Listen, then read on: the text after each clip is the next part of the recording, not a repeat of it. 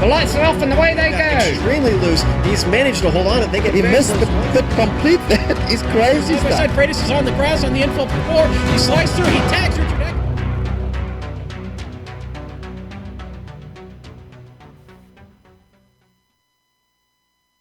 The West Coast swing has come to an end, and now, as the Premier Racing League tracks east to Texas, I should say, where the stars at night are big and bright, and the racing is fast. Tonight, it's round 7 of the Patriot Fire Cup Series, and you will see it on the Global Sim Racing Channel and iRacing Live.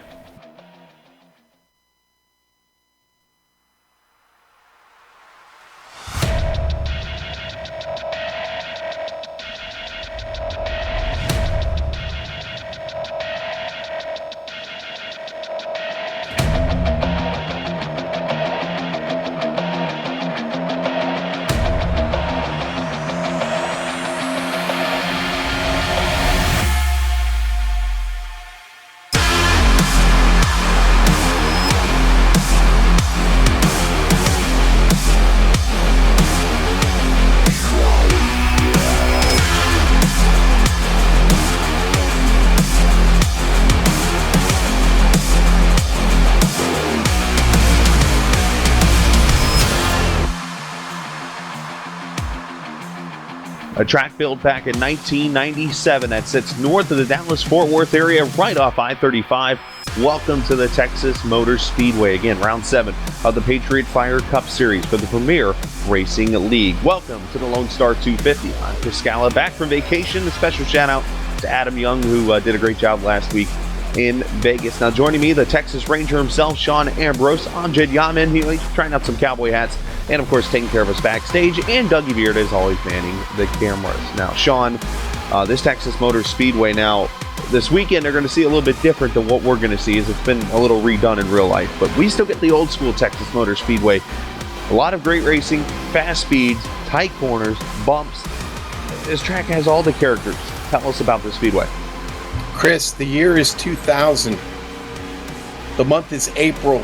The world is still recovering from Y2K. I find myself in the infield at about 11:30 p.m. on a Saturday night. I get tapped on the shoulder in Margaritaville by a man named Boris Said, who asked me, "Would you please hand me that margarita?" I did so. We waxed poetic about Texas and, well, we enjoyed the race the next day, but this 1.5-mile speedway located in Denton County, 24-degree banking in the corners. Chris, to say this track is bad fast is probably the biggest understatement of all. This is wicked fast here. Let's take a ride around in the Monster Energy Cup GSRC ride for a trek around this 1.5-mile speedway.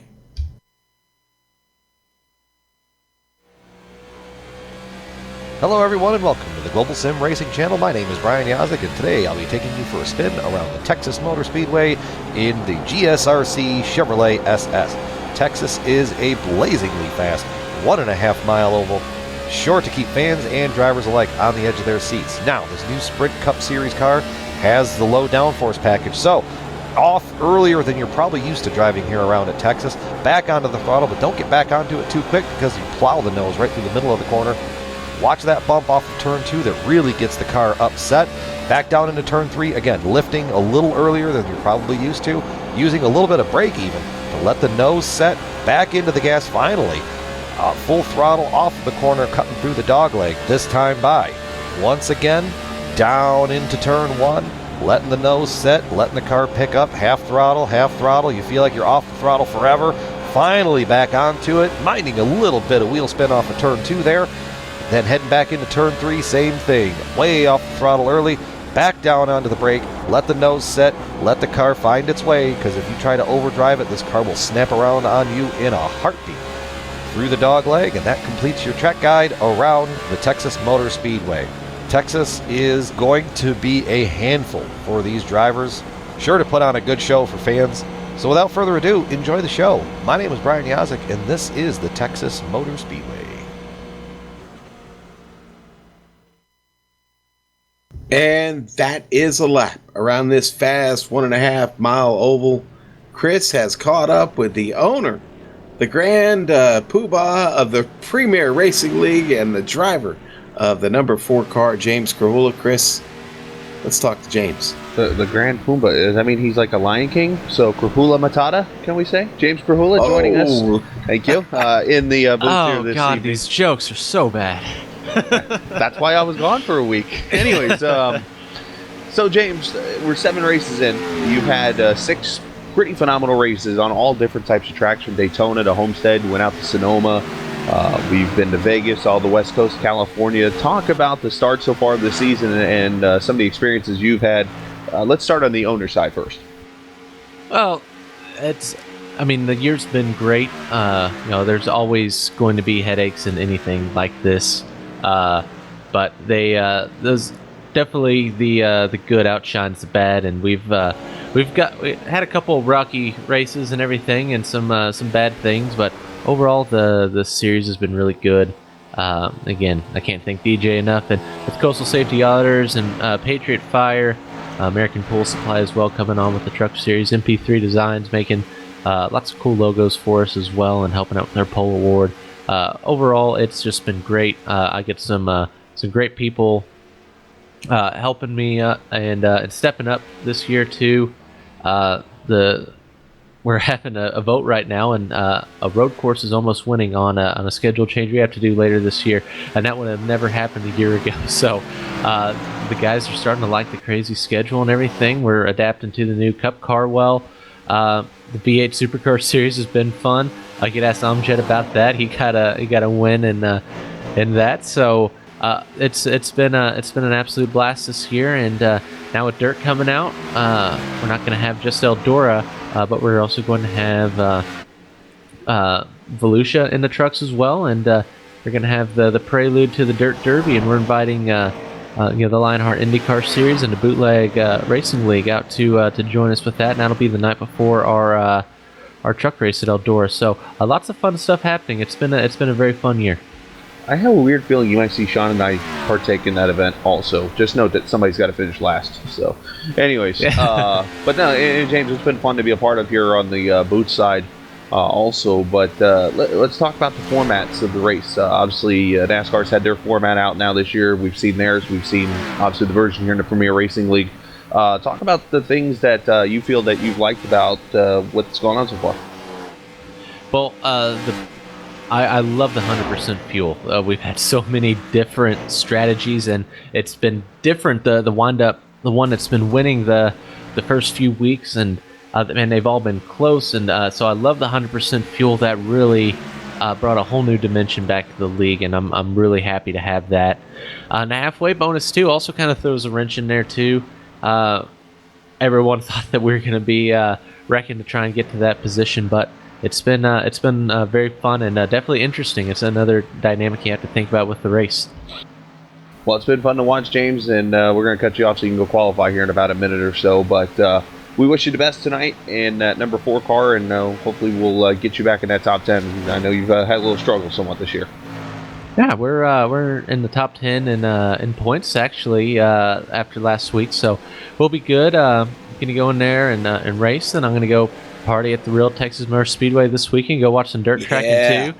Yeah, and Brad Collins actually is not here tonight. He's gonna be the best man at Rick Thompson's wedding, so Brad's standing behind Rick right now watching him race, but Brad's going to be out there at TMS on Sunday, so I'm going to go meet up with him. And it's always cool when you get to kind of make some friendships from the league and move forward with that. So overall, lots of cool things. And hey, congratulations to Rick as well on the marriage. Absolutely, congrats to Rick. And as they say in Texas, James, you got no choice. If you're going to the Speedway, go big or go home. Oh, we'll be going big all weekend long. Nice job. Appreciate it, James. So that's James Krahula joining us this evening, owner/driver in the Premier Racing League. Now, Sean, it's a 250-mile race tonight, 167 laps. The halfway point's going to be lap 84, in which, as James just mentioned, the bonus points from 10 down to 1 will be awarded. Let's take a look at the points as we enter tonight. Now, Sean, as we put this up on the screen, there is a drop included in these standings, so it might look a little misleading a little bit, but these are the points with the drop. Right, and we have reached pretty much the halfway point of this segment. So the drop we concluded now shows Scott Eckrich at the top. Things opening up just a bit. Bob Bryant sits back there in second, 30 points behind. Now it's Bob and Scott's race right now because that gaggle of cars just behind them there, third through, let's face it, through basically through eighth. That's quite a knotted up battle and could see some separation tonight here at TMS. Nick Cohan, Tommy Ryan, Drew Carroll, Tyler Dalton, Ricky Harden, Rhett McBride, James Kerhula now up into the top 10, and Tim Johnston going to round out there in 10th place, 93 points behind the early leader, Scott Eckrich. Now let's look at the season standings so far. All right, and again, not much change there, but what you are seeing in difference because of bonus points that have been awarded is a bit of a difference in points there. Now, Scott still got a pretty good lead on Bob, but things are a little bit closer there as you look back third through seventh, even back to ninth and 10th place, all within just over 20 points of each other. So it's really anybody's battle here in the top 10.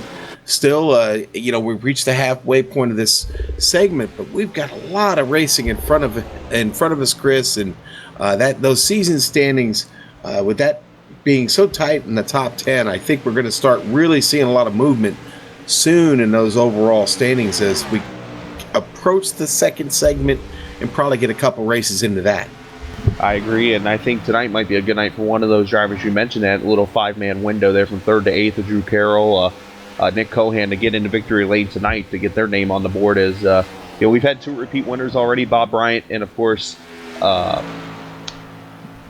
go brain dead with names as always. Wow, Scott Eckrich. There's the guy I'm looking for. Last week's winner in Vegas, and of course the Sonoma winner. He's won more than once, and of course back at the Daytona 300 of Ricky Harden in that race. But should be very interesting. I think you could see a newcomer. Rhett McBride could be one. You're seeing him on the screen right now. The Steel Horse Racing car could end up at victory lane. But we do have some breaking news to share this evening. It was released on the Premier Racing League Facebook page. Michael Krobach, you'll notice the 7 is not here tonight.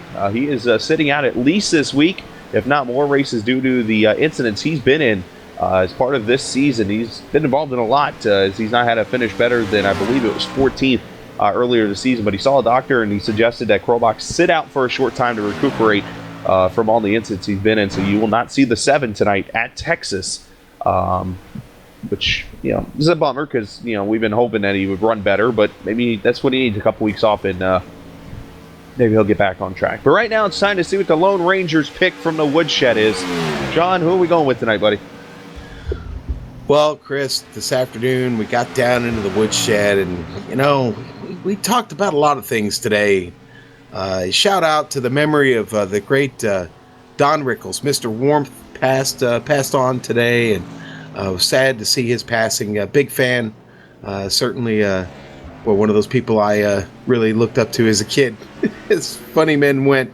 But when we're talking about funny and what can happen at Texas Motor Speedway tonight, I've been debating the pick greatly. But I said Josh Scrupa this afternoon, Chris, and I'm not going to stray off from that. Give me Josh Scrupa. All right, Josh Scrupa in the number 25 car. He actually did win the American Full Supply Truck Series race Sunday here at Texas Motor Speedway. So Scrupa in that Patriot Fire Chevrolet could be in victory lane tonight. And you mentioned Don Wrinkle, the comedian.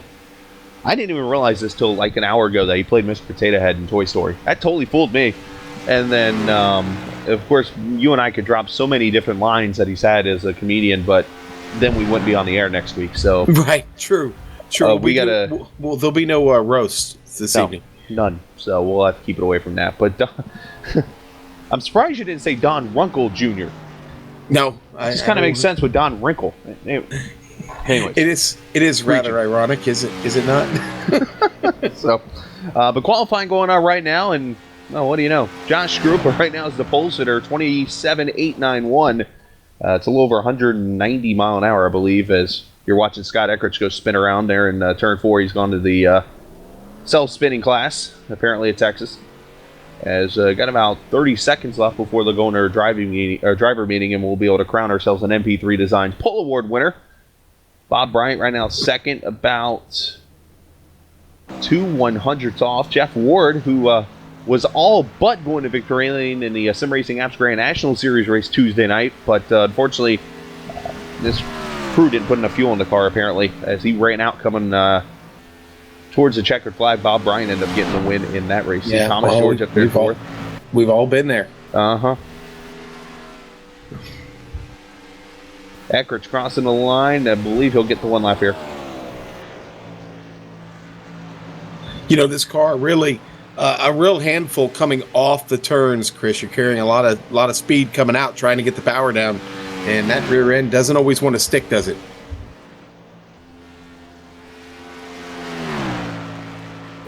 As we're watching Eckrich coming off of 4,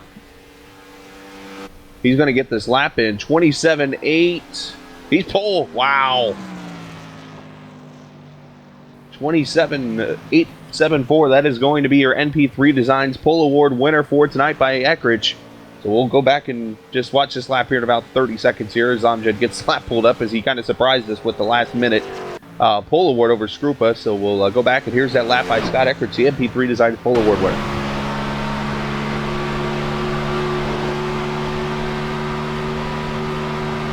Well, Chris, he's obviously going to get a really good start here, and that's you got to get it down into the turn, and you got to hold on to it down there, because when you come off this turn, off of turn 2, that car really wants to step out and make its way back down to the bottom of the track.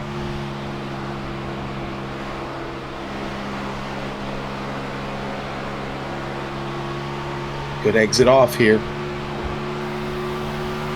Eckrich doing everything right there, getting on the bottom through that quad oval, and bada bing. 27.874 is the lap by the Loud Pedal Motorsports number 70. Now, he had his own struggles Tuesday night in that race. He started EOL on the field, worked his way up towards the top 10, but involved in an accident there mid-race, so hopefully he'll turn his luck around tonight. But, of course, drivers meeting going on right now, so we got about 3 minutes or so before we get to the start of the race tonight. Now, Sean, what are you looking forward to seeing tonight? Because this new build has thrown some people off a little bit on the oval side. Been hearing a lot of people talking about the setups here being too tight. There was a new fix today that allowed the cars to, I guess, not apparently veer right as they were from what I was reading in the notes and things. So what can we expect tonight? Are we going to see multi-groove Texas racing like I've seen in the past, or are we going to see it sticking on that white line? No, we're going to see multi-group racing tonight. Why? Because we're going to see long runs tonight. Got 100% fuel in these cars, Chris, and I think this field is going to try and get the most out of these tires tonight they can, and I think we're going to see strategy at work tonight. With 100% fuel, halfway point, within 100 laps like that, I honestly think we're going to see a lot of strategy being played by several teams out here. And I think in the end, that's exactly what's going to come out to is who winds up with the best strategy at the end of the race, because I expect to see some good side-by-side green flag racing tonight. I agree. I think it's going to be a lot of fun tonight as Texas can show those multi-grooves. I remember a couple seasons ago I ran a truck series race where we were up at the top of the track. But as you know, things change with the new build. But right now, one thing that's never changed is we always honor America before the start of a PRL race, and that's what we're going to do right now for the playing of our national anthem.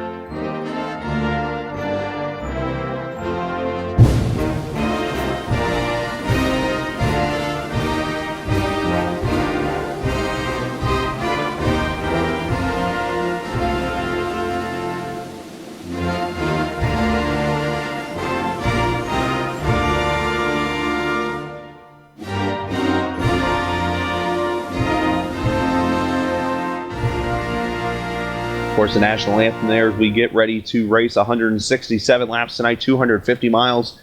And the Lone Star 250 is the halfway point tonight. Please note, lap 84.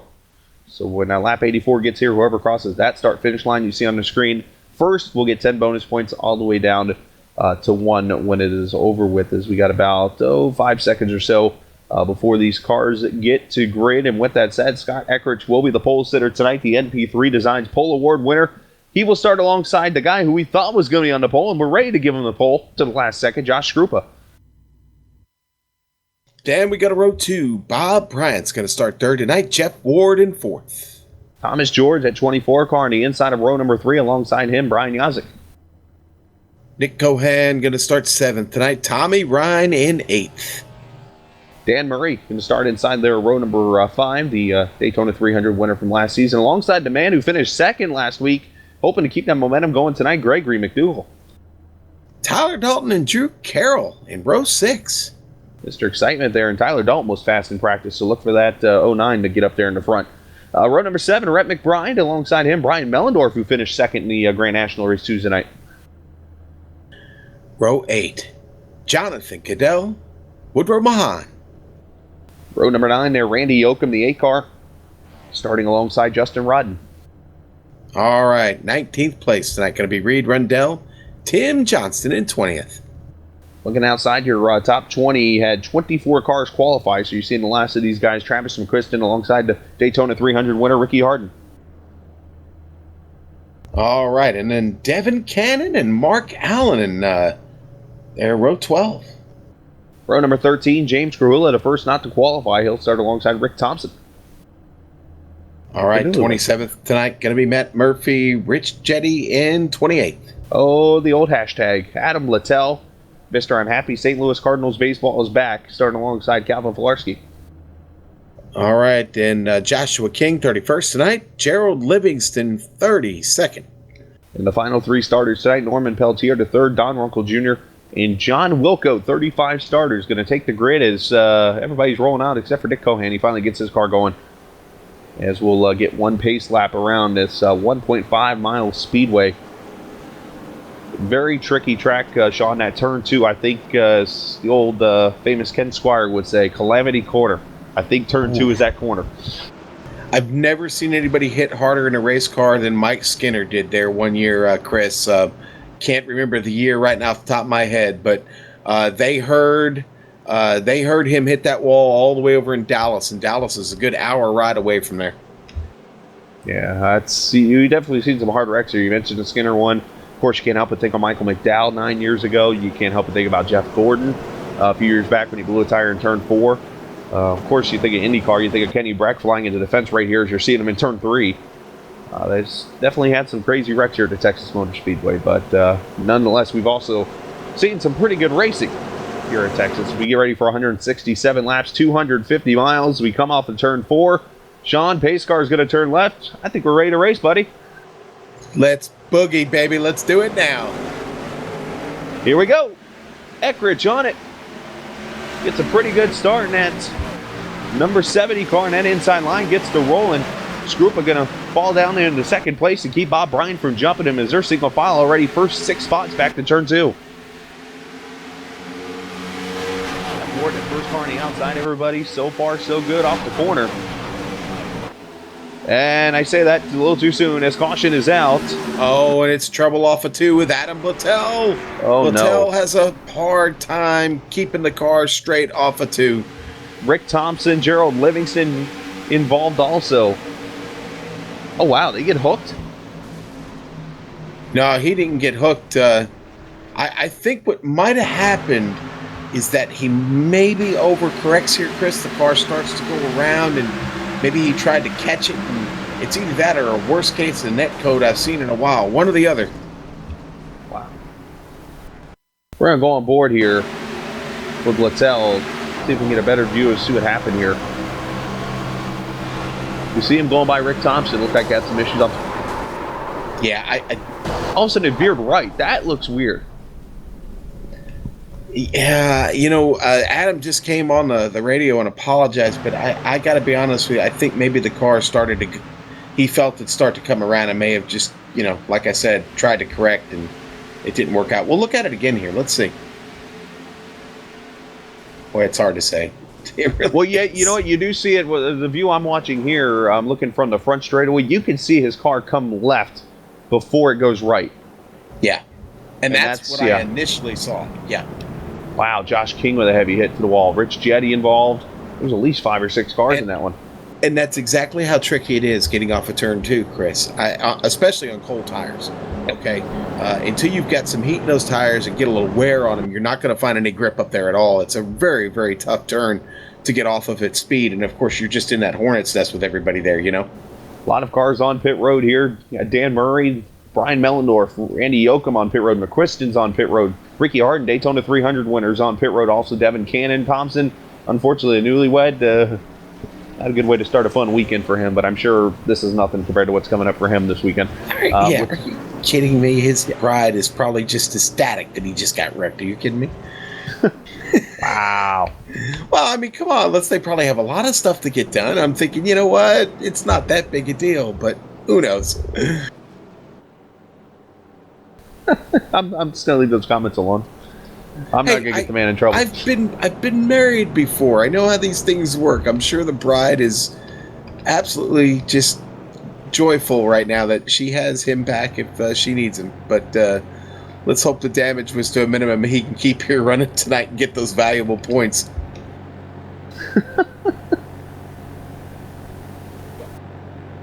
Yeah, lights are off. We're going to go back to racing here. A little quickie caution here. See chat going on. As always, you can chat with us on the YouTube channel, on our Global Sim Racing channel. I see Joe Boyd is in there talking about how the remake is going to be at Texas this weekend. I've heard some comparisons to Darlington when it comes to the way the different banking is now, because you got 20 degrees in turn 1 and 2, 24 over in 3 and 4. That's going to definitely make it interesting going through the corners here. But yeah, and they widened it just a little bit. I mean, it was already a pretty wide turn, but they've not only have they decreased the banking, they've widened it just a tad. So, dare I say, maybe 4 wide racing through the ends at turn 1 and 2. And I think, I believe turn 2 is now wider coming off the corner, and they've shortened up the apron. The apron actually looks like Kentucky now. So, it's going to be interesting, but it's enough about the real track. Let's have some fun on a sim, huh? Pace car going to pull off. Lap number 5 on the board. Scott Eckridge has led them all so far. He's got the 25 scrooper there on his outside. Let's see if they can have the same kind of start they just did. Pace car going to hang a dead left there. And here we go. Eckridge back on it. That host Venom car.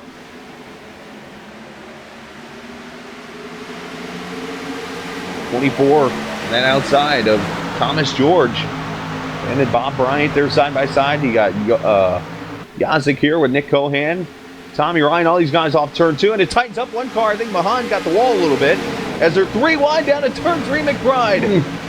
Yeesh. They give each other room. Oh, here comes McBride, though. Dalton is the meat. Oh, this is so close. Cooler heads prevail. McDougal's like, thank you.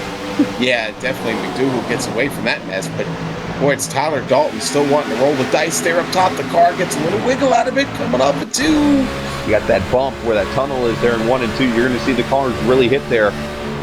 That transition there is really tricky. You almost can't get on the throttle fully until you get past that bump. Dalton finally able to get down in the line there as he rides behind now Drew Carroll.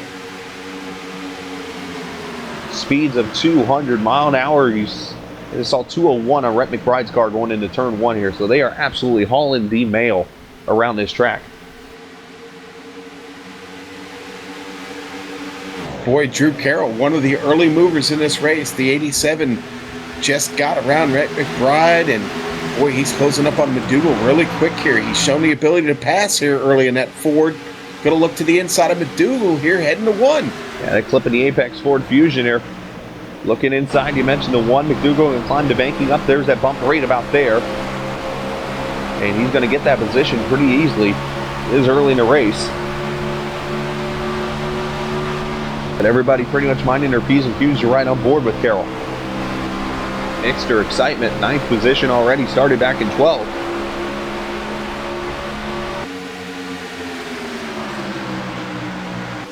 Should mention one car out of the race, that is Josh King. He took his car behind the wall just a little bit ago. Blattel and Thompson are still in the race. They haven't cleared out yet. Got a pass here. Wright McBride going to take it from Gregory McDougal. Gets under him on the back stretch, takes it away, and going to own it coming off of 4. And move the 2 car up to the 10th position. So McDougal, who likely brought his Vegas car here after that second place run last week, not having the luck as Carroll dives underneath of Tommy Ryan to move him up another spot. That 87 definitely being the car on the move right now. And now McDougal crossing back under Wright McBride here. Good racing. Yeah, those guys working those tires over a little bit here early. That's something that we got to keep an eye on. Yeah, definitely. Because Chris, with the way they've spread out now, this could be what I was talking about just before we got started. About time to see a green flag run, see how far we can go on a set, get the most out of them. And with these tires, and depending on how loose the car is, you're going to see different strategies tonight. I mean, you're going to see people pit as quick as lap 30 just to get on a new set of tires, but you could see somebody stretching out as long as possible. I would think 40 laps will be ideal, though, because of the 84 lap halfway point. So I'm thinking 40 to 42 will be your ideal pitting spot. Well, but I've been on it's all going to come down to how these tires fall off, okay? And what you've done to take care of them here early. We've got we've about 11 laps in right now. Chris, the fall off not been very significant yet. Only about 1/10 to 2/10 of a second in most cases. Well, you got to remember too, we did have about 3 laps of caution too, so that little heat cycle it got there might have played a role here also. But everybody pretty much single file. Just looking around here to Scott Eckert's kind of driven off a little bit. He's got about 0.8 of a second on Scrupa. Bob Bryant there in 3rd. Oh, Reed Rundell making a move on Mark Allen back here for position. That's going to get Reed up to 20th. Yeah, the Harley-Davidson motorcycle, he's scooting his way up in position there to 20th. As you mentioned, the Bud Light Mobile almost getting the wall there, and here comes McQuiston, that 93 car. Yeah, Travis McQuiston in the Microsoft Toyota. And Chris, I believe he's sporting that new Toyota body style on that machine. The 18, yeah, the 18 Toyota Camry. That's one of the new components of the build this week that came out. You had the 2018 car. You had, of course, the new setup for the car, which is this year's NASCAR model for the Cup car. So you got the lesser spoiler and that kind of thing. And then there's this tricky substance that goes on certain tracks. Dirt, I guess, that came out this week. I don't know what exactly that is. First guy on new tires back here, Brian Mellendorf, as he's trying to go around Tim Johnston here in that 41 car. These guys pitted on lap number 2, and they're starting to work their way up through the field here. Mellendorf going to move up to 16th. He's going to bring Ricky Harden here with him as you ride on board with the Oreo car. No fun Oreo stories for me yet this week. Sorry. Disappoint. See Woodrow Mahan up ahead, going past Justin Rodden.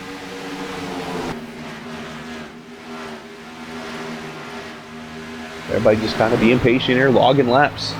17 on the board this time.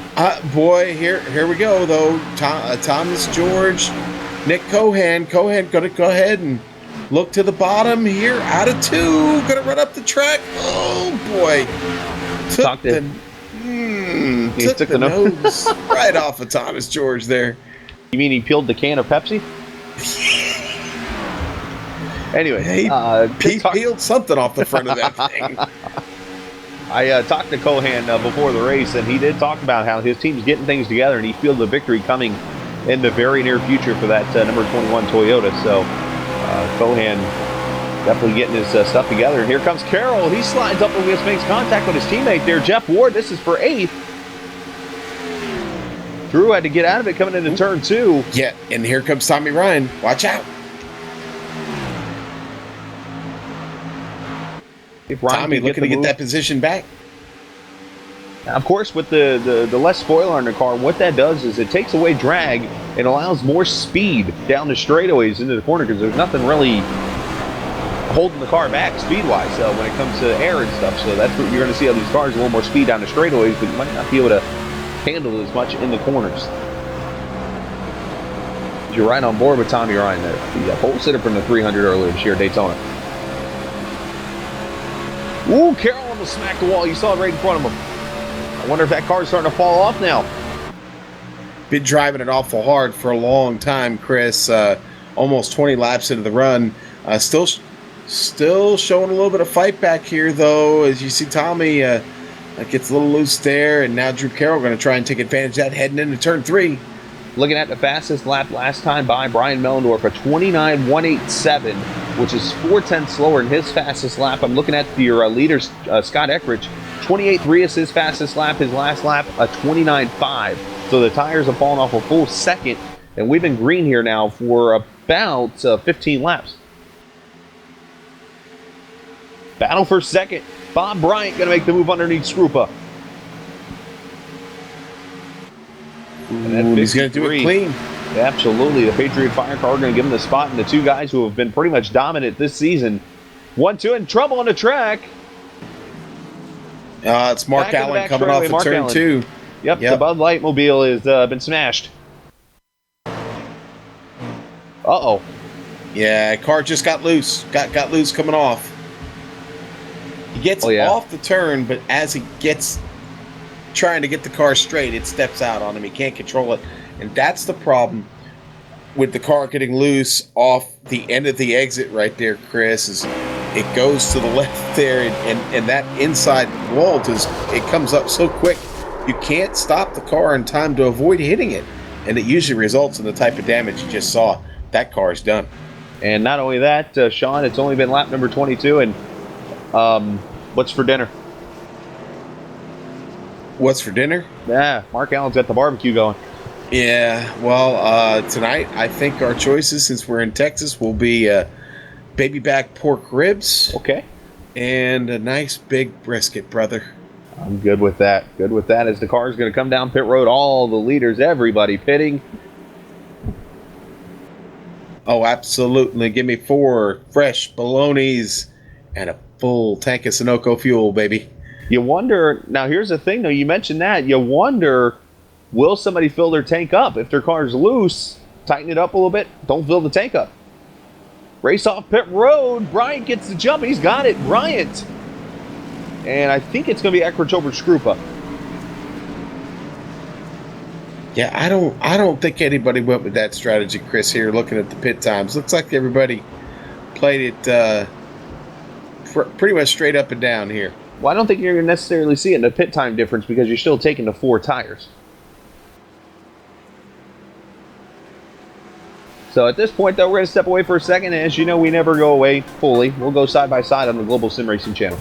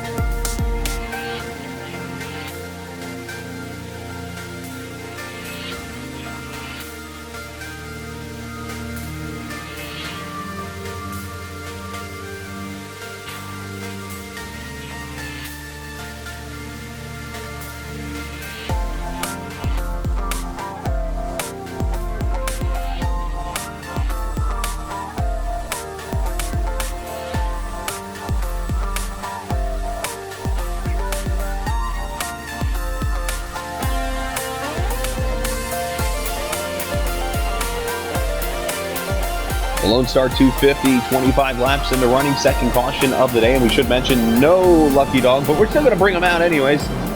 Mr. Brutus, our lucky dog, the Coastal Safety Auditors lucky dog, your one-stop shop for fire in life safety equipment and services. There was no lucky dog, so, but we're still going to give him a mention. Anyways, Bob Bryant leading, Scott Eckridge, Josh Skrupa, Nick Cohan, Thomas George at Pepsi car at 24. Looking pretty good. Yazik there in the 6th position as they're going to come back to the green flag. We'll have 142 laps to go. Remember, lap 84 is the halfway point. That's where bonus points are going to get thrown out to people. It's going to be like Oprah. You get a bonus point. You get a bonus point. And green flag back out. Eckridge did not get on it.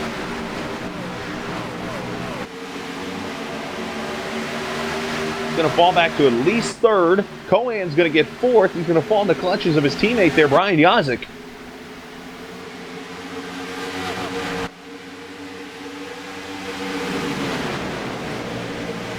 Everybody pretty much single file all the way back to about the 11th position. Skrupa going to try to put the fight to Brian here as he's your second leader. Man, everybody gone single file here at the completion of that first lap of this restart, Chris. Did not take long for them all to get sorted out of here. Well, it's all about riding and logging laps, and everybody's getting what they're getting right now. And the one thing we are starting to see, if you look closely at the track, is Tim Johnston, first one out of the line here for 15th or 16th, going to go past Woodrow Mahan. You see the pass there into turn number 3, so that 54 car. What I was starting to say, Sean, we're starting to see that little black streak on the inside line in the corners. So I think eventually that high line is going to start to open up. Drew Carroll just making a pass up there on Tommy Ryan going into turn 1. Drew Carroll taking that 7th spot. Carroll definitely showing he has that short run car on him. He can run the short one car drifting up high there in the back. I didn't see who that was, but Carroll definitely showing that short run speed. It killed him a little bit in the last run, but he's definitely showing he's got the speed here on a short run. So Sean, what would you like though? Short run speed or long run speed? Yeah, you know, I'd like to see how the race was going, but, you know, we got, what did we get there? About 20 laps out of that 23 laps. Yeah, about 23 laps out of that run. You know what? Right now, give me the short line speed. All right. So I've always been a long run guy, but that's just me. I like to save the tires. Oh, Yazik up the track, got a little loose. Boy, you know, Scott Eckridge had trouble there, too, in turn 4. He was low on the track and got a piece of the apron, I think. It allowed Thomas George to get by and take the 4th place. You see Carroll moving up a spot. Tommy Ryan's going to go by Yazik. You mentioned Thomas George going by Eckridge. Here comes Jeff Ward. Look at the one car in the outside lane. McDougal running that Larson line. Well, that's a tough way to roll up there. It's scary. The only downfall to it right now is with the track being as gray as it is, other than in that bottom groove, that will eat your tires up.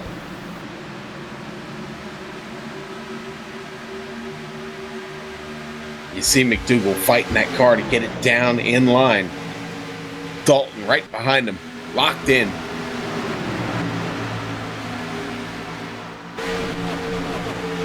Lap number 31 in the books. If you're just joining us, it's the Patriot Fire Cup Series, Lone Star 250 here in the Premier Racing League. We appreciate you guys watching us each and every Thursday night.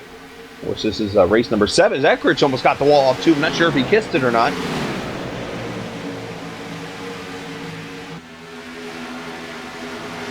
Bob Bryant leading right now. He's got 2/10 on Josh Skrupa. He's got 2/10 on Nick Cohan, who's got a little more than 2/10 on Thomas George.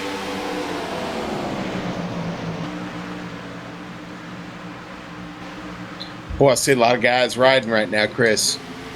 They've gotten back into that rhythm they had there on that last run. Well, to be able to finish first, you got to first finish, as they say.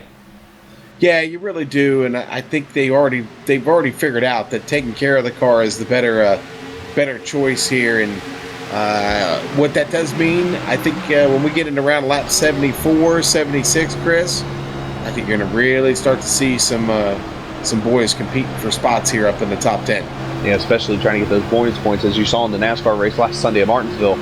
Bonus points mean something apparently to guys, so hopefully we'll see that again here on the simulation side. But that'll come at lap 84, and again, there's no caution at that point. They stay green when that time comes out, so it should be very interesting to watch and see Bryant crossing the line. You got this pack of hungry hounds from about 4th place on back. You got Eckrich here, you got Drew Carroll, you got Tommy Ryan, Brian Yancek, Jeff Ward, Gregory McDougall, Tyler Dalton here, and then you got a pass. Rhett McBride up the track. Goodell goes by, you got Mellendorf, and then Ricky Harden all going past Rhett McBride. Rhett definitely had a slip, it looked like, in 1 and 2, and they allowed those 3 to go by, but Mellendorf and Harden, they've been kind of riding nose to tail with each other and gaining spots.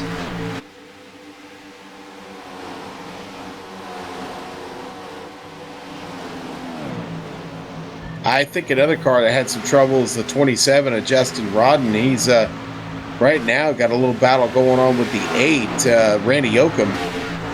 Right front damage on the 27 machine, and that's brought everybody in close to him now. He's got a little party there with Randy Yoakum, Devin Cannon, and Norman Pelletier, who's been a little bit up and down the board here so far, but is up 9 spots, Chris. So Norm having a decent run here so far in the early stages of this race. Yeah, you mentioned Justin Rodden at 27 car. I do want to say a side note. Definitely want to send our best. Cannon slides up the track here. He had to get out of it, and Pelletier are going to make the pass there you see behind him. I was going to say real quickly, definitely sending our thoughts down to those people down south, Georgia, Carolina areas. Pelletier's loose on the apron. I'll be able to finish this quote sometime, but Pelletier's now, he's mowing the grass.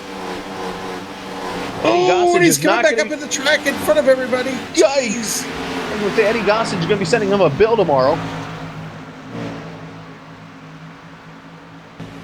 Now, real quickly, I was saying, thoughts and prayers with those down south who have been involved with the weather this week.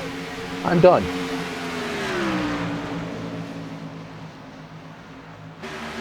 Peltier going to need to get the grass off of his grill, if that was in effect in iRacing. Well, he definitely turned the front end of that Toyota into a plow right there through the grass. Winter's over with. We don't like the word plow anymore. Look at this. This is a fight back here. Dan Murray, Peltier was up the track. The 42 of Matt Murphy. Here comes Don Runkle Jr. Now you see all the different grooves starting to come into play here. Oh, Peltier about to get the wall. He's about hit everything on the front stretch so far.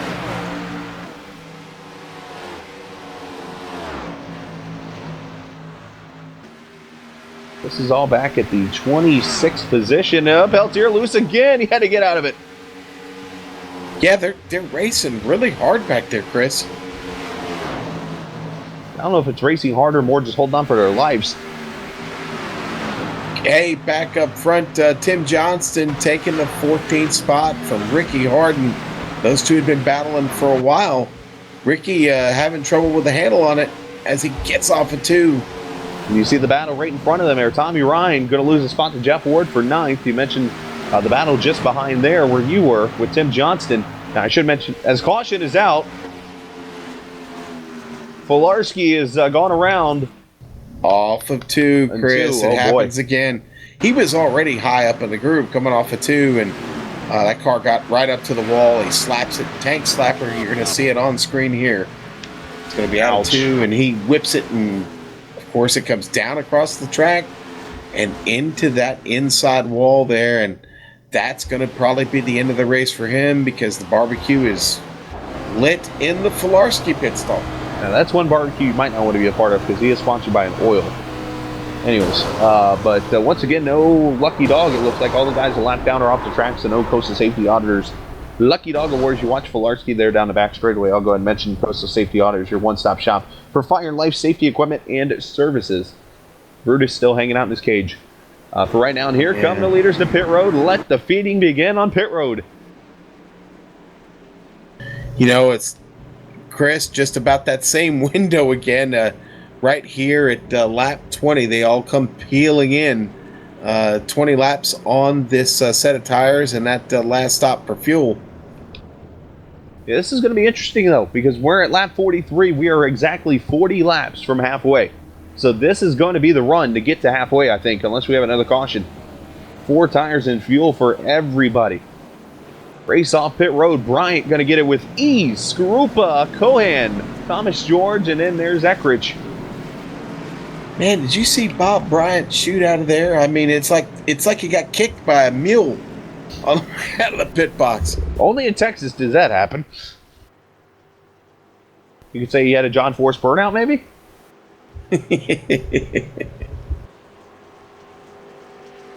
You see the Goat Rope Racing number 53 there. Running pretty well tonight.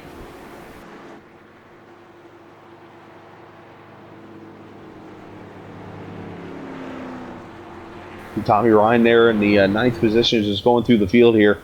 Everybody pretty much coming out where they were here. We'll see when they cross the line here and everything updates who's running where. But will be Bryant.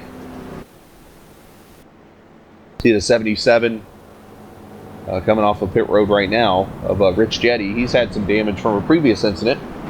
So he's been trying to get that car fixed. Looks like Tommy Ryan went up a spot. Gregory McDougall up a spot. And Ward down 2 on pit road. Looking at some of the big gainers right now as we are under caution for the third time. Some of the gainers in this race so far. Drew Carroll, 12th up to 6th. Tim Johnston, 20th to 13th. Ricky Harden, 22nd to 15th. James Grahula, 25th to 17th. And John Wilco, 35th up to 25th so far. So some of your big gainers. Runkle up from 34th to 26th. So that's some of the comers, I guess, so far tonight. Yeah, and there has been a little bit of movement up and down the field. You know, Tim Johnston, Ricky Harden doing a good job getting themselves kind of into the mid-pack, breathing on the top 10 now. And, you know, this race, again, far from being over. This is going to be a nice battle to the halfway point, though, Chris, because they can make it on fuel. They won't need a pit stop. The question is, can we keep it green to that halfway award? Well, definitely, we've seen some loose cars out there. We've seen some dancing, some Texas two-steps, if you want to call it that, out here on the track this evening as they get one to go. Pace car lights are off. Now, I mentioned some of the comers, some of the goers tonight. Dan Murray started 9th. He's 24th. Not a good run so far for the 5 car. And then Jeff Ward started 4th. He is all the way back in 10th. So as they always say in racing, you have comers, you have goers. Yeah, it looks like early here, Dan Murray suffering the most of all of them. 15 spots back to 24th, and he's just hanging on right now. See some cars coming back to pit road. John Wilco on there. It looks like maybe going to top off the old fuel tank. And I see some damage on Don Runkle Jr.'s car. Did something happen under caution potentially? I see some damage on that 00 in the right front. I actually think Don got part of that first caution flag, Chris. Okay. Yeah, maybe. I think that's from then. I heard the chat say sorry, so I was wondering if something happened. But anyways, pace car going to hang a dead left here. Not sure who's driving it tonight. We're still investigating that one.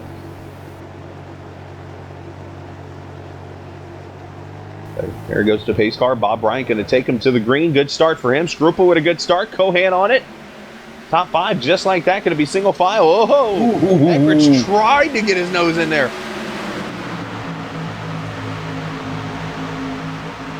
Right out the bat, Tommy Ryan going to get sent backwards. Yazik goes by. Here comes McDougall.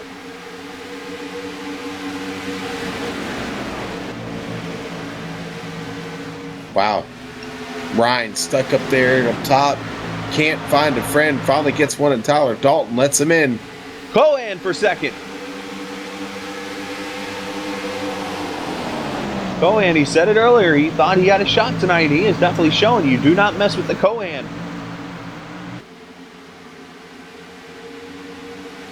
Move that Toyota up to second. We'll see if he wants some of Bob Bryant here, maybe for the lead too.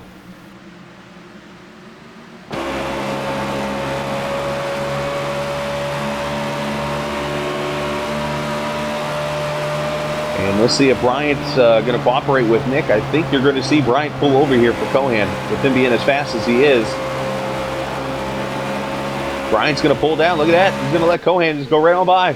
New leader, number 3. And this might lose Bryant second if Skrupa wants to pounce. Oh, and Thomas George gets loose.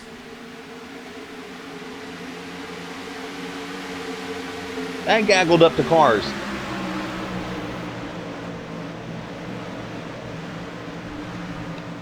Chris, Oh, it's getting tight.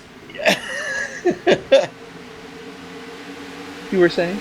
I'm speechless right now, to be honest with you. I really am. This is an incredible fight here up front. That's what the Premier Racing League is all about. It's why Thursday nights you can see it on iRacing Live and the Global Sim Racing channel. We're here each and every Thursday night. Next week, Kansas Speedway. Oh, Jeff Ward cut the grass. Boy, he does. He absolutely gets some of that grass there, Jeff Ward. Oh, what a great job of hanging onto the car. And McDougal goes by Yazik, so Yep. a whole bunch of stuff happening here. Don't blink.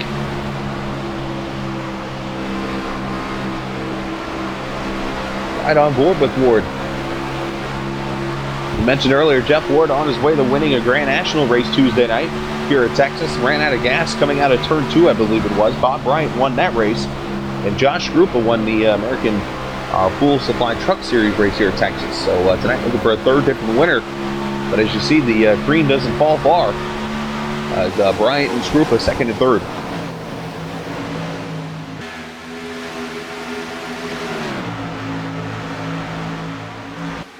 Everybody pretty much single file. Your first side-by-side battles way back here at 21st. Randy Oakham and Justin Rodden. Raise your hand if you've heard this story.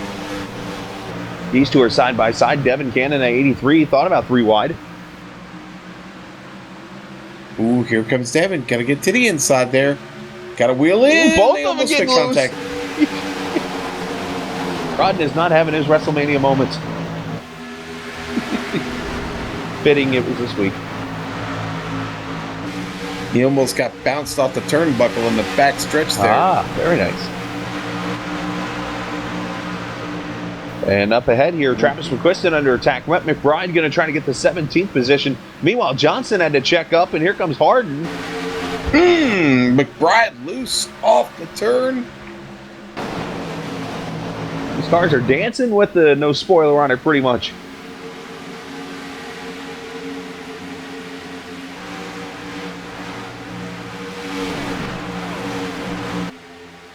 Meanwhile, up front, Eckridge starting to make his move. He was looking on the high side of Scrupa.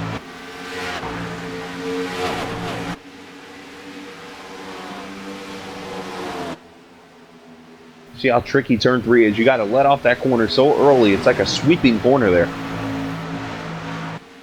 Wow.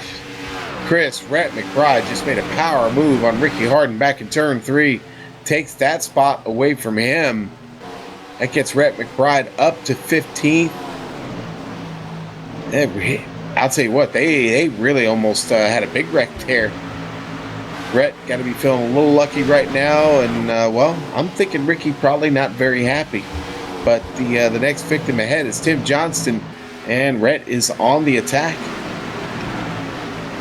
That Johnson in that 54 car been running pretty decent sight. One name we haven't mentioned all night, making a move right back here behind him, James Krahula, the 4 car. Top 10 in points, been running back here 20th to 25th the whole race inside of the 93. The NP3 Designs car, we're on board with him. Here, turn 2 gets pretty tight there. Very easy to lose the back end there. James making steady, slow progress, Chris. Keeping the car out of trouble, and he's just picked off another spot there. McQuiston, who was a little bit faster here a while ago, is now falling into James's hands as James has been taking care of the car. James trying to have a good run at his home track. He'll be heading there actually tomorrow to get ready for all the festivities there at the Great American Speedway. Meanwhile, up front, Cohan, 1.3 second lead over Bob Bryant. Scroop is right there on his tail. But these guys pretty much doing a great job running their own line here. Everybody's single file all the way into first battles back here when we were talking Wet McBride. You got the 54 of Johnson, you got Harden here, and you got Krahula under attack from McQuiston just a little bit behind there. So battles everywhere on this track. Yeah, and Krahula did a good job of putting the power down and getting back around him, and a battle. Rod got a piece of the wall, and he is slow in 3 and 4. And here comes Rundell, here comes Murphy. Rodden is not having a good night.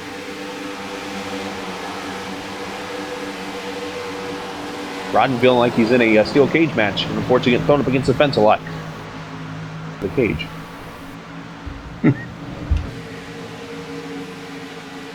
Well, I'll tell you what, the right side of that car is starting to look like it has been in a cage match.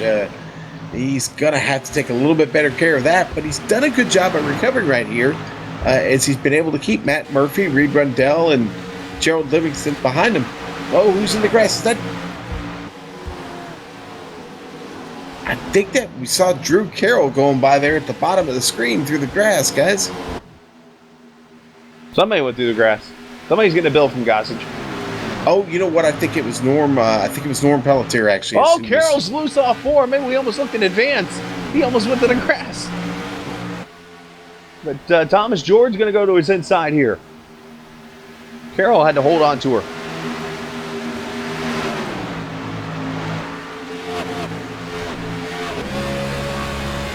I was going to mention about Rodden. Unfortunately, we mentioned the late great George the Animal Steele. If he was in a better mood tonight, he'd be hitting the wall like Animal, but that's not good. Yazik looking to make a move, going into 1. Here he is, down on the inside of McDougal. He's been awfully quiet tonight. Ooh, and there he goes. Gonna bring Jeff Ward with him. And I couldn't help but notice that the Cohan is being caught. That lead down to about 5/10 now. Bob Bryant starting to, he casted that lure out. Now he's starting to reel in. There, fishy, fishy.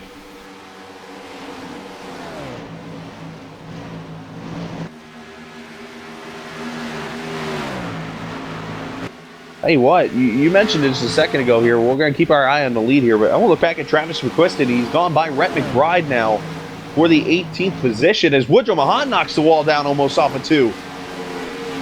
Wow. Rahula had to drive down to Waco to make a move. He sure did. Boy, what a great move by Rahula there. Good racecraft by James.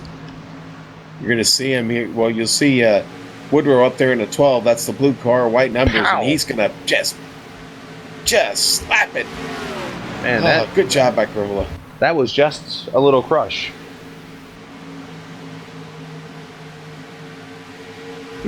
Yazik inside of Carroll. This is for the 6th position. And it's looking like Daytona. He's got the whole inside line ready to shuffle him back. Boy, howdy, he sure does. Carroll got to be really careful getting through here in that line that still doesn't have a whole lot of rubber on it up there. And now he's got to manage the battle with McDougal.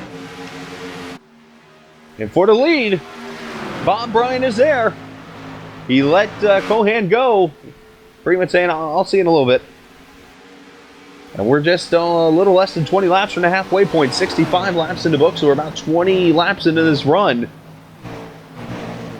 Bob Bryant looking to make the move. Here he goes, inside. Meanwhile, behind this, it's a big dogfight for 6th as you're going to see Bryant take the lead. Here comes Skrupa. Skrupa looking to get 2nd.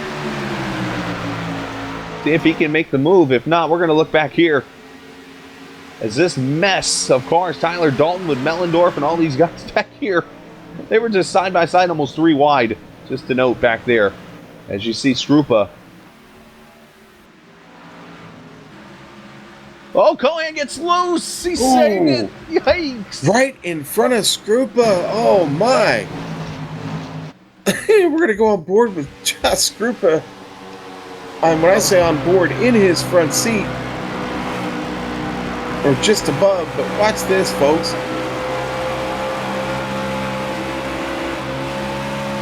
Wow. Somebody check with Nick Cohan. From last I heard, he's going to need 4 tires, fuel, and a pair of britches on pit road. Skrupa might be the same. Well, that's put a little distance now between Bob Bryant and now Skrupa up to 2nd. Still over a half a second. You know what? It does look like Nick is recovered pretty well, though. And but he tried a moment to catch himself. Yeah, it doesn't seem to be off pace. You got Scott Eckert right there behind him in the fourth position, about 6/10 or so back there. And you got Thomas George. He has done a great job there in that fifth position. Yazik there in sixth. McDougall, Jeff Ward, Tommy Ryan, and how about Brian Mellendorf? We've mentioned him a ton tonight. He's just been patient in that Oreo car and is taking it up to the 10th position at 41, looking pretty solid tonight. We got pit stops happening. I think this might be unscheduled, but Don Runkle on pit road, 4 tires and fuel for that Camry. And he is sitting there. Maybe got a speeding penalty too? I'll have to check what happened to the 00. Yeah, Don was having a solid run. Was up by, I think, 7 or 8 spots and goes into the pit. Not really sure why. Oh, battle up here. That's McDougall being overtaken by Jeff Ward, guys, on track. Yep, that is for 7th. And yeah, Jeff give Ward's it to gonna Ward. And for all you Rick Thompson fans and American Pool Supply cars back on the track, he is unfortunately 34th, 64 laps down. So hopefully he can work his way maybe up to 25 as he's 6 to 4 laps down. There's a reach.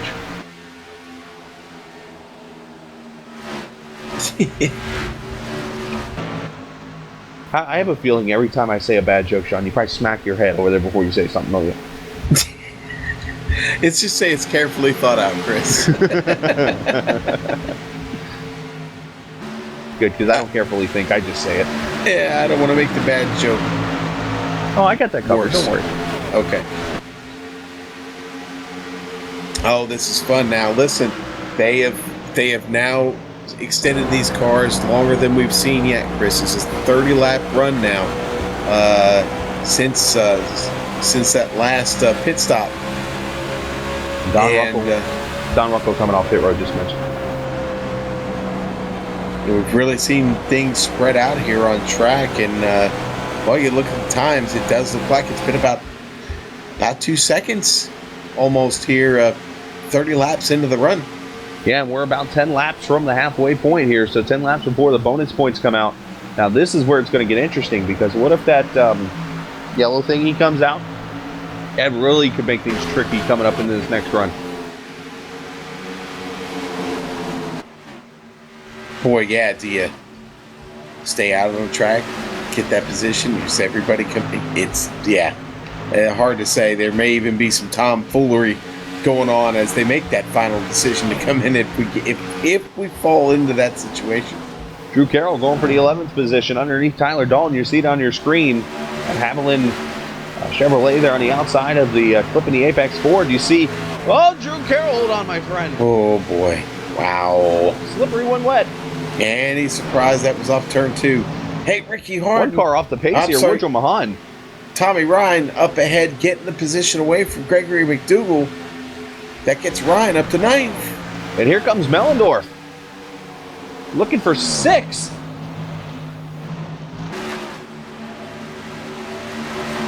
Tell you what, talking about a sleeper. Don't sleep on Mellendorf. No, don't sleep on him at all. I certainly was, but you know, the car that seems to be really hating this run right now, and the extent of it, is Brian Yazik. Yeah. He's lost a couple positions there, and doesn't seem to be getting them back here anytime quick.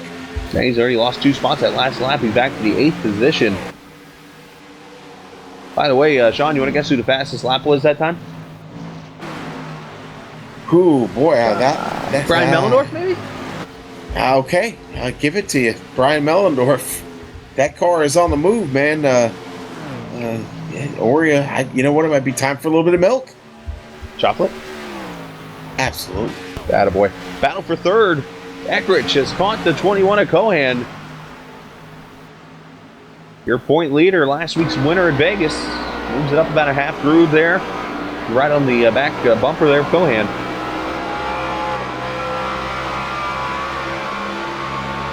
Now, my guess is as soon as we hit the halfway point here in 6 laps, you're going to see green flag pit stops.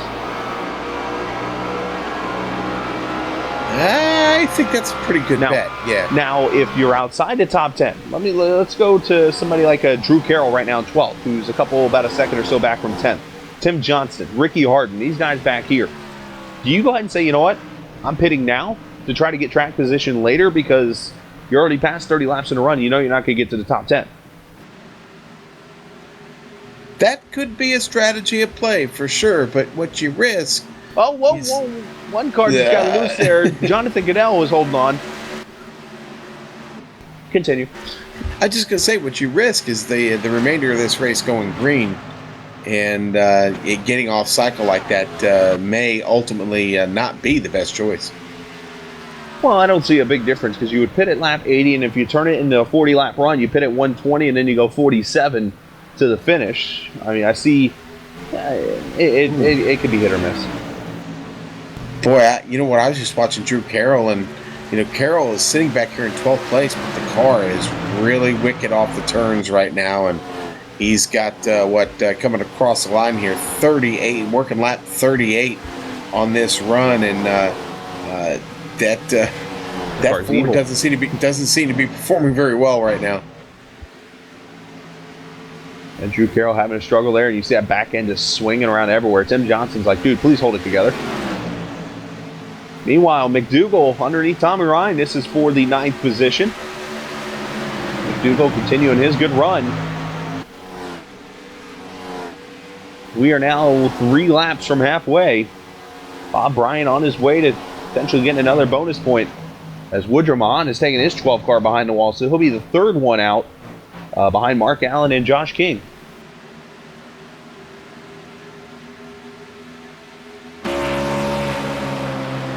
Jeff Ward is calling out. He's coming to pit road. Wow, this is a little bit of a shocking move. The bonus points. Wow. He's not coming alone. Drew Carroll is coming with him. Interesting. The loud pedal guys.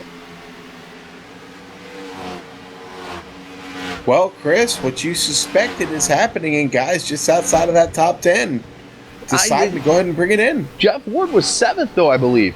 Well, Ward was. Now, I'm not surprised by anybody else right now who's coming in, but yeah, Ward was 7th, and that is a rather odd move, unless he was just out of fuel. Meanwhile, Bob Bryant and McDougall is coming to road. Bryant's coming up a turn 2 right now. He's on his way to get this 10 bonus points.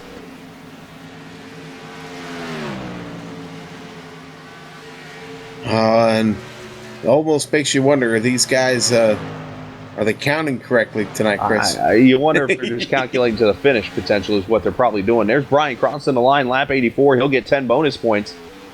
Struple will get the 9. Cohan will get 8. Eckridge with 7. Thomas George will get the 6. You'll get 5 to Mellendorf. And then with the pit stops happening, Yazik will get 4. But all the way down to Tyler Dalton 3, Tommy Ryan 2, and then Ricky Harden will get the 1 point. But the American Pool Supply halfway leaders, you saw it on the screen there, Bob Bryant. Congratulations to Bob. And here he comes to pit road right after halfway. Wow, Drew He's Carroll. coming in hot. Drew Carroll almost collected Tim Johnson as Johnson was getting out of the pit. I know we weren't on the screen watching all these cars get down now, but that was a close moment. And as you're looking at the replay, all the leaders coming to pit road right now. You're going to see Drew Carroll here down in the bottom get off with 2. Yikes! Again, congratulations to Bob Bryant, your American Pool Supply halfway leader. Here are all the green flag pit stops going on. Pretty much everybody in the top 10 that got the bonus points are now in getting tires.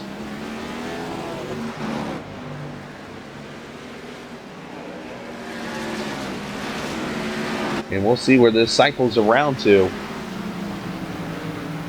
Yazik is still not pitted yet. He is in 3rd. The leader right now is Scott Eckridge in the 70. All right, I believe we're going to see Yazik to pit road here. Let's see if Eckridge is coming too. Eckridge is not. He's going to stay out another lap. Mellendorf going to stay out another lap. And here comes the 55. Oh! Locks it up a little bit. He had a little issue getting on pit road Tuesday night as Calvin Flarski's taking his car behind the wall. So issues on the 28.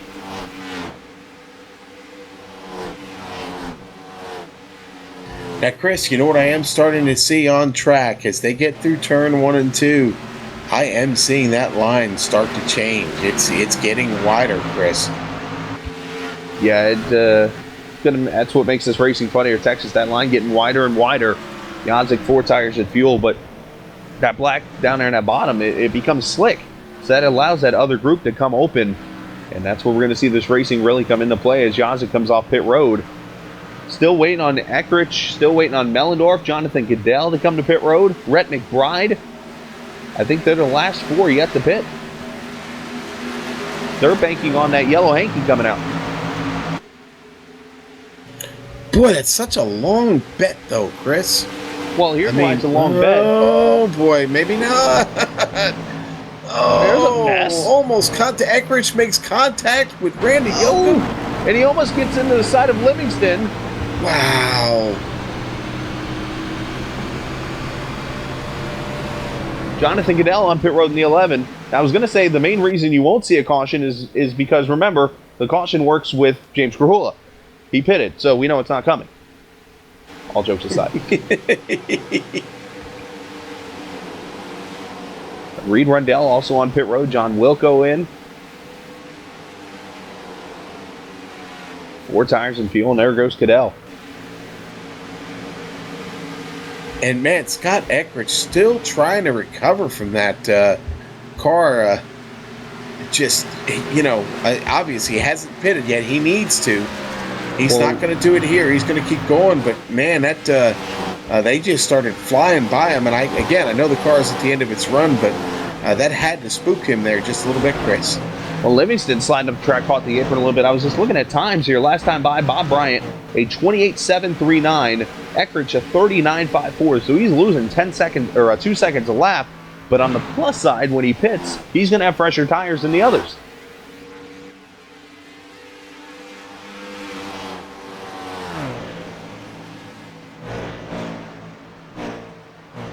Now, the question we have to look at now is the one-stop strategy. When can that happen? Right now, you can go 50 to 55 on a tank of fuel. So for those cars who just pitted, probably in the last 5 to 10 laps, they are banking on probably pitting at about 40 to go again to get the tires to go to the finish. These guys, the only thing they can hope for is likely a caution, the ones who have stayed out here. Eckrich, as Rhett McBride is on pit road now in the 2. But Mellendorf and Eckrich, the only thing they can really do is bank on a caution right now, because that would help them out with this strategy. Chris, they're working lap 51 now on this fuel. Okay.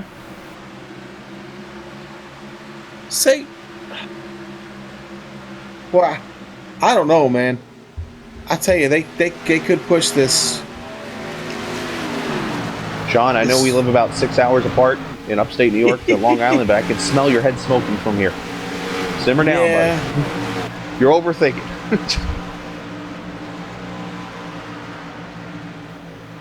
But everybody's going to have to pit one time from here. I'll go ahead and put that out there. Oh, James Grahula threading a needle up there, getting by Eckrich. Our leader, Reed Rundell, threading his way through there. It's the 77 up top there. Rich Jetty was working on the top side. Everybody had to get through in the middle there of Eckrich and Mellendorf. And we're going to have a battle for the lead here. Mellendorf has caught Eckrich. The 41 car and the 70 here. These two are the only two not to pit, and meanwhile everybody else is blowing by them. Like an F1 car blowing by a Mazda. All right, maybe not as slow. Anyways. You get my drift, though. I get it, indeed. I do get it. But Bob Bryant's only 9 seconds back here. Bob Bryant is coming off of turn 4 right now and is catching them at almost 2 seconds a lap.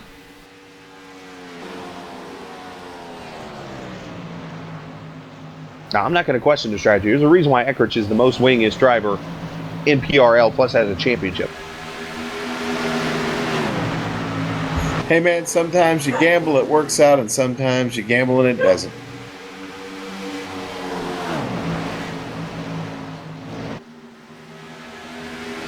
$70 to go this time by, lap number 98 in the books.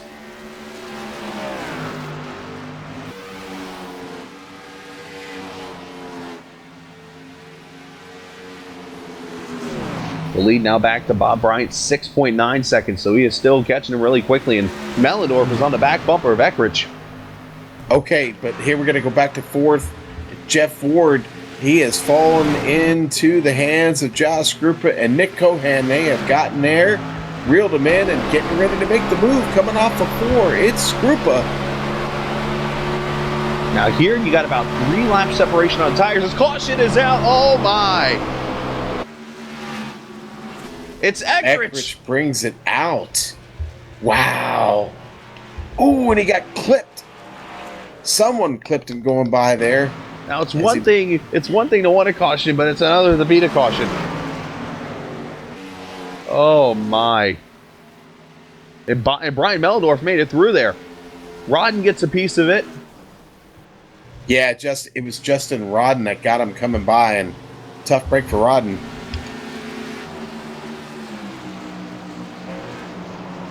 Oh yeah. Now I saw some contact, I think, there. The 5 caught him, I think, in the right rear.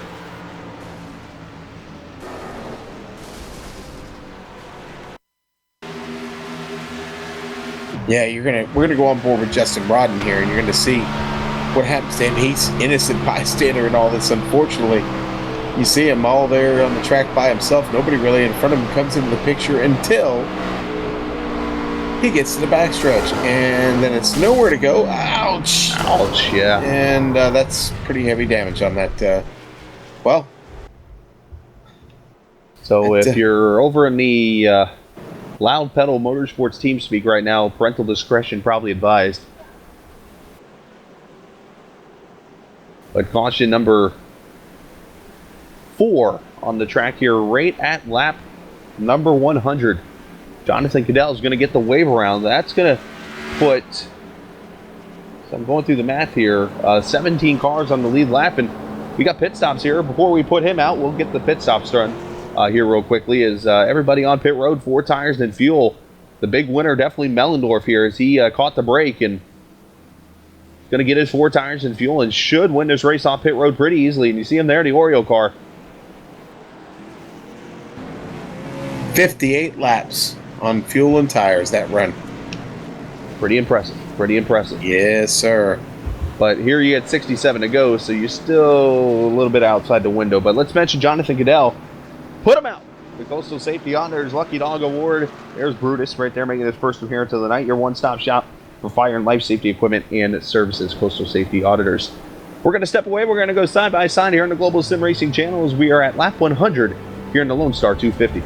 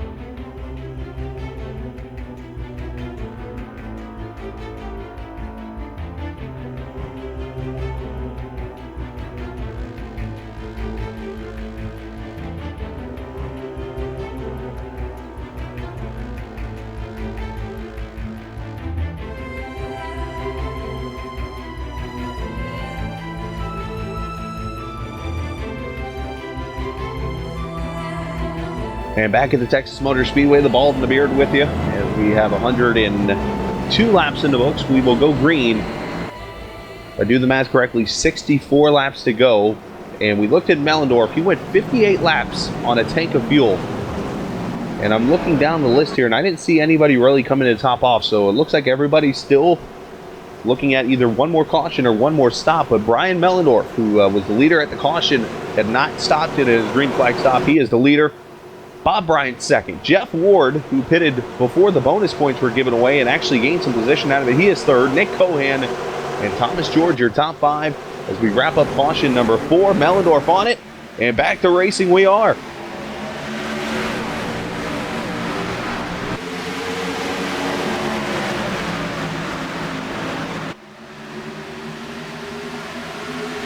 Oh, Jeff what a Ward battle. Ward gonna make the move here. Here comes Cohan. Cohan gonna think 3 wide. Oh, he thinks better of it. Ooh, Brian almost cut down there on George. That would not have been a good idea. Bob's going to have to hang on up top.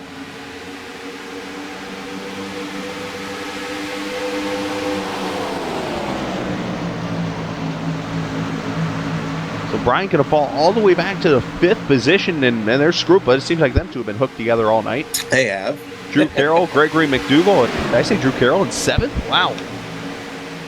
Yeah, Drew just been working all night. All we've seen him do is pick up positions, except for when he gets deep into a run and that car falls off a little bit. But Drew's sitting in the rocket chair right now, looking pretty. Pass for the lead. Mellendorf is falling back to 3rd as Jeff Ward has gone to the front. Cohan going with him.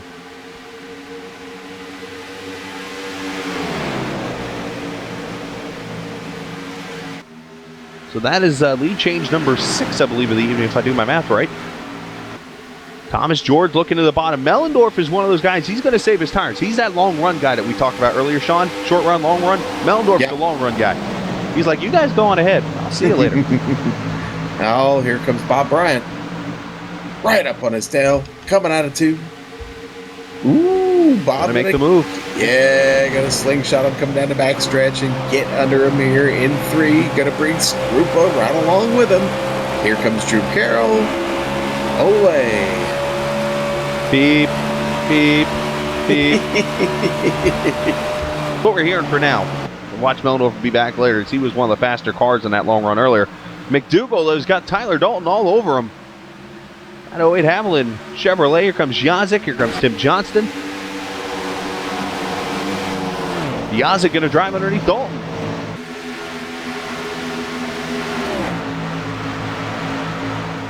Boy, Mellendorf is still really off pace, Chris.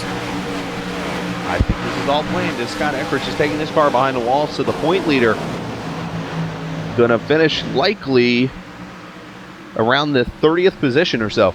Boy, that's a tough DNF for the points leader. Bob Bryant up front, really looking to make this move. Boy, he is all over George. Wow. He really is.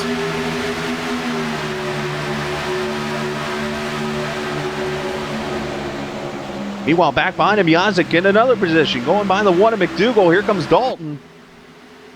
I don't know what they did to that 55 car, but it's come alive. And here comes Bryant. And again, looks like he's going to try and bring Scrupa with him. Scrupa going to get it in there. Ooh, that's tight racing. Meanwhile, Jeff Ward is in Houston. Bryant to second.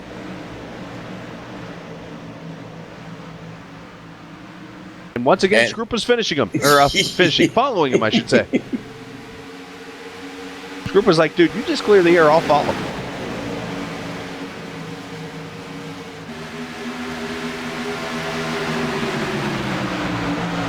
Well, Brian still has a lot of work to do to catch Jeff Ward. Got just under a second, but Ward really has nothing in front of him to deal with right now. Just focus on the track. And Ward, I'm noticing, going through 1 and 2, has really started to try and use that upper groove just a little bit there. A lot of rubber down on the bottom of that track, and you know it eats the tires up a little bit, but you see a little bit of the rubber kind of tracking up there into that second groove. So The potential of it being there is possible, especially when you get 10 laps on tires or so. But right now they're right about that 10 lap mark. But the question here, Sean, is when do you pit? Do you cut this run in half? We're about 10 laps into this run, which means we're in green, about 65 to go. 65 divided by 2 is about 37 and a half or so. Do you pit around that time? Do you go 30 laps and pit? You got a lot of questions here. Do we get a caution? What happens? You know what?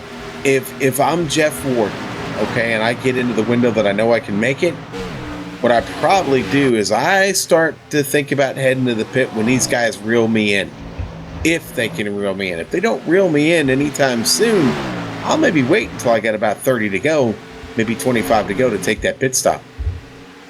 And the thing is when you're the leader, when you see one of your competitors around you pit, you got to get there the next lap or else you are going to lose that lead. And sometimes you almost want to be the first car to pit road. But I've been watching the times last time by both Bryant and Ward ran 8.90s. This time by Ward with a 9.57, Bryant a 9.74. So Ward actually faster that lap.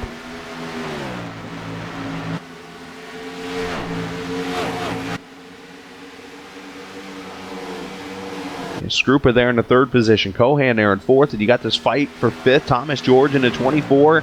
Brian Yazik the 55.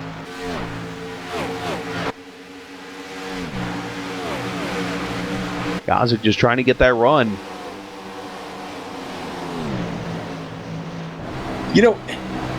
Passing hasn't really been too difficult here this evening. I think it's been catching up is the thing that's been difficult here for a lot of these guys. Chris, it seems like once you've lost any kind of a draft, it's just been nearly impossible to move through the field unless you've got some help.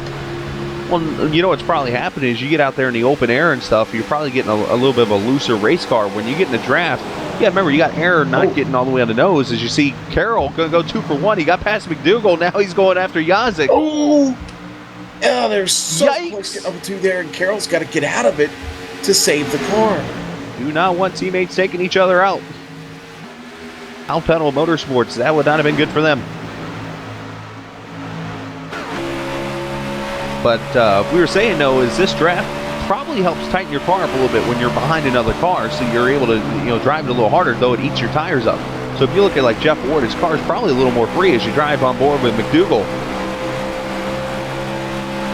Yazik got to be so careful here, too, as we ride on board with McDougall and looking up at Yazik. Got to be so careful because, really just needs to get some good finishes. And, he's having a solid run here. You'd hate to see something go away here in the last 50 laps.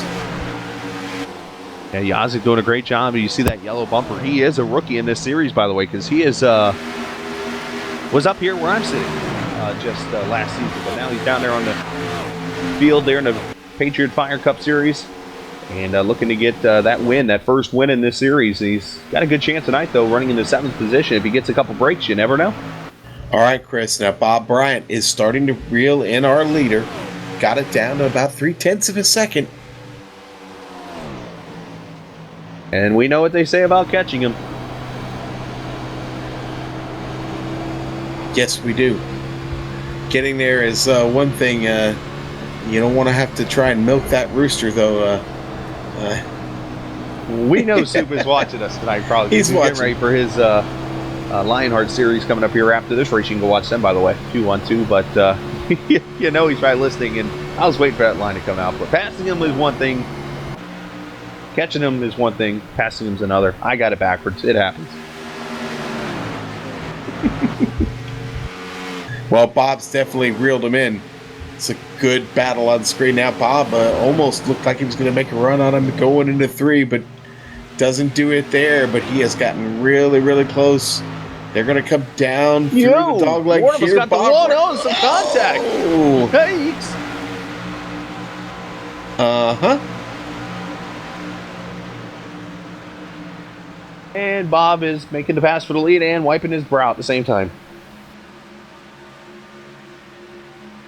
We're going to go on board with Bob. Let's see this all over again. As you're going to see Ward almost kiss the wall. And then Brian almost kisses the bumper.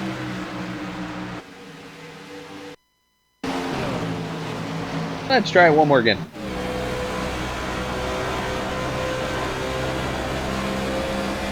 See Ward sliding up the track, getting tight there, had to get out of it, and wow, that could have been worse. Meanwhile, this front pack is now 4 cars deep. Yeah, but I'll tell you what, there is a serious battle going on up here for 8th place. Really, 7th. Something wrong with Dan Murray? He's just spinning right now. Could be one of those. This is probably a scheduled pit stop. 44 to go. I'm thinking this might be scheduled here from the Steel Horse car. Oh, and one car, Reed Rundell, just clipped the wall going into turn 3. I think that apron did some reaching out and touching him. We'll have to keep an eye on Murray. Oh, you know what? Murray's got heavy right rear damage, so I wonder if that's what the pit stop's for.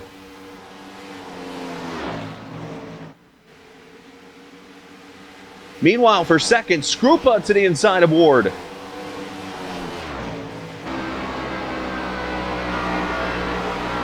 With ease, takes that spot away. The Patriot fire car looking good. Here comes Cohan. Coming up on lap cars. Livingston there in the 64. Norman Peltier to third and 56. Yeah, they got to be careful. Norman Peltier. Oh, caution on the track. Drew Carroll. Oh, Drew Carroll. Drew Carroll loses it off of 2. That's all by himself. Car just runs up the track, and when it does, the rear end steps out on it. We'll see it here on the replay. There's Drew Carroll, number 87. Yeah.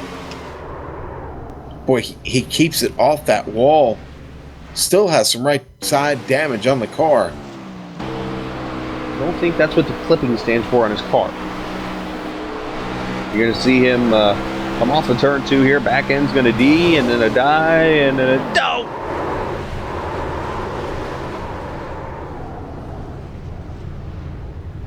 And that's going to bring the cars back to pit road. Right at the 40 lap to go mark.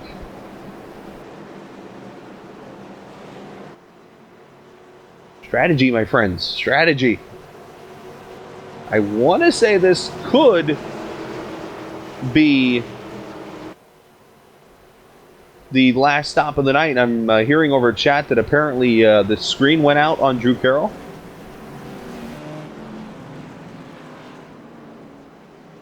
A lot of cars checking up. They're getting to pit road.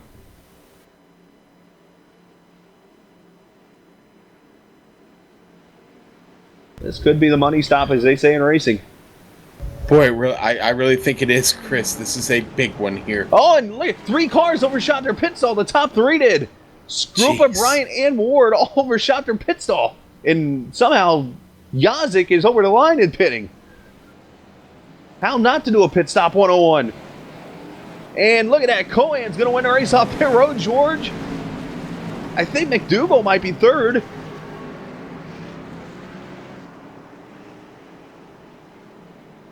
Boy, that is going to shake things up just a bit, isn't it? Sure will. And we got to get some business taken care of real quickly here. Rhett McBride, the number 2 car, put him out. The Coastal Safety Honors Lucky Dog Award, your one-stop shop for fire and life safety equipment and services. Coastal Safety Honors. McBride going to get the lucky dog. He'll be back on the lead lap now in the 23rd position. And I think what we're going to do is, since this is probably the final pit stop of the night, unless another caution comes, we're going to take our final pit stop, but we're not going anywhere. We're going side by side on the Global Sim Racing channel as you're watching the Premier Racing League.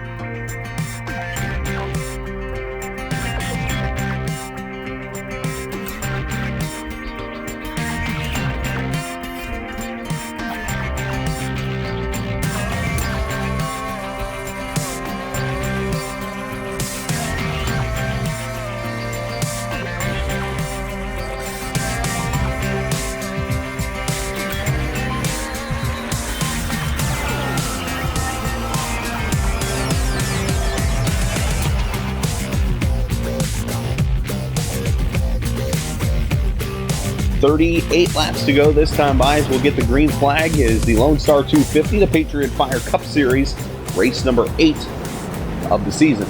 As we'll get ready to go to the Kansas Speedway next week. And then we go road racing again out in Road America. So got some interesting races coming up, and you can see them all live here on iRacing Live and the Global Sim Racing channel. Sean, I think it's time we put the seatbelts on a little tighter. Good business is about to pick up. It is. Business about to pick up, baby. It is Cohan on the outside as the leader. Thomas George in second. These guys made the pit stops and got off pit road first after the top 3 slid through their stalls. And Bryant looking low. George had to shut the door. No soup for you. I think you were hit the nail on the head. Business is going to be picking up here real quick. There ain't nobody spreading out. They're all still side by side, heading down the backstretch into 3. Here comes McDougal to 5th. Inside of Dalton. Going to bring Ward with him.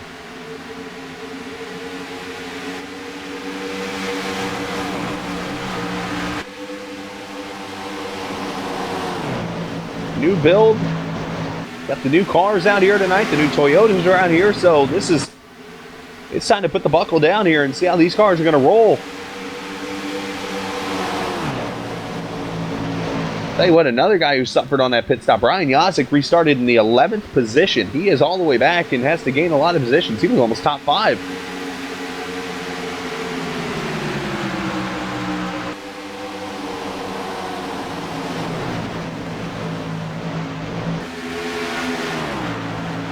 Ricky Harden sliding up the track a little bit, but he's got some distance back there to Tommy Ryan. All these cars close together. One car loose back there. John Wilco had to go save her. Almost had to do a Goofy impersonation again.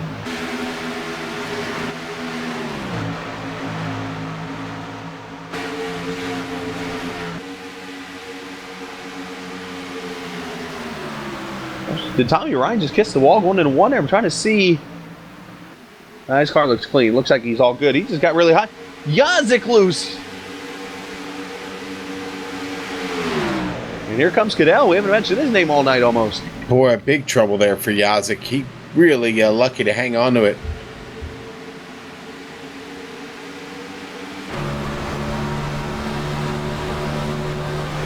Cadell, everybody right running their, I was gonna say, everybody running their fastest times of the race pretty much right now.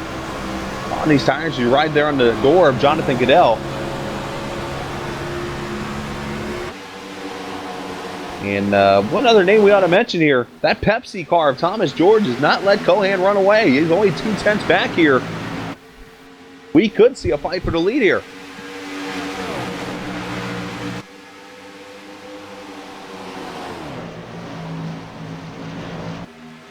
The top 7 cars right now in this pack, all within a second of each other. And then you got Ricky Harden in the 8th position. He's had a good run tonight.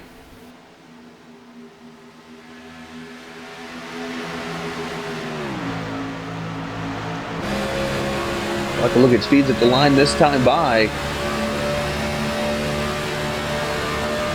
Boy, 692 from actually an 898 from Cohan. Thomas George an 807. Bryant with a 749, the fastest driver that lap.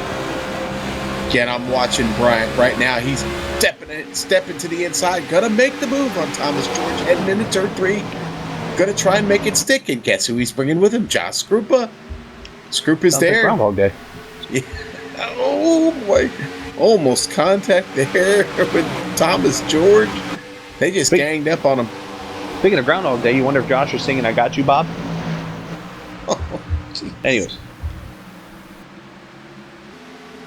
But move them to 2nd and 3rd. Bob Bryant looking to become the first 3-time winner on the circuit this season. He's already got wins at Homestead earlier this year. And Bob also is- Auto Club, as you mentioned. Bob is a fast man. But still plenty of laps to go here. 30 this time by. Brian Mellendorf up to the 14th position. Make that 13th. He goes by James Grahula. Yeah, he did, and I'm glad you picked that up because I was on it too. And Mellendorf obviously trying to recover here and now starting to move up through the field. You know what? We've got here just 29 laps to go. this time by, it's time to get busy. Mellendorf showing really good pace right now, Chris. Mellendorf, unfortunately, not probably going to be able to save his tires as much as he likes to here. That was the fastest lap right there. Belonged to Mellendorf on that last one. Mellendorf definitely showing the speed. As Bob Bryant looking to hound in Mr. Cohan. Cohan trying to get that first win on the season. As a matter of fact, your top 10, all but Bob Bryant, looking for their first win of the season. Stand corrected, Ricky Harden won Daytona, so 2 of the top 10.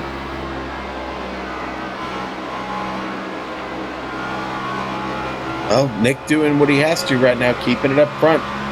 Well, and we've learned in past races, Cohan is not the easiest guy to pass for the lead. How many times last season did he go and take 2 tires in a race and win? Well, if you're Nick Cohan right now, green is your friend. And you got 27 laps to get it done.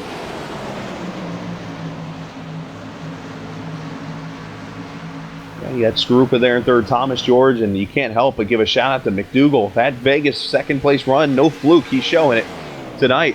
Hey, Bob Mellendorf. Yeah, there you go, Chris. He's a coming. I mean, when you think about it, it's the perfect sponsor for a late night charge because everybody eats Oreos at night. Well, Tim Johnston, his latest victim, the USAA Ford, falls to 13th. Mellendorf up to 12th. Jonathan Cadell, you better watch out because, well, I think you might get splashed with some milk and maybe a little bit of cookie on his way by. I don't know if that's a good thing or not.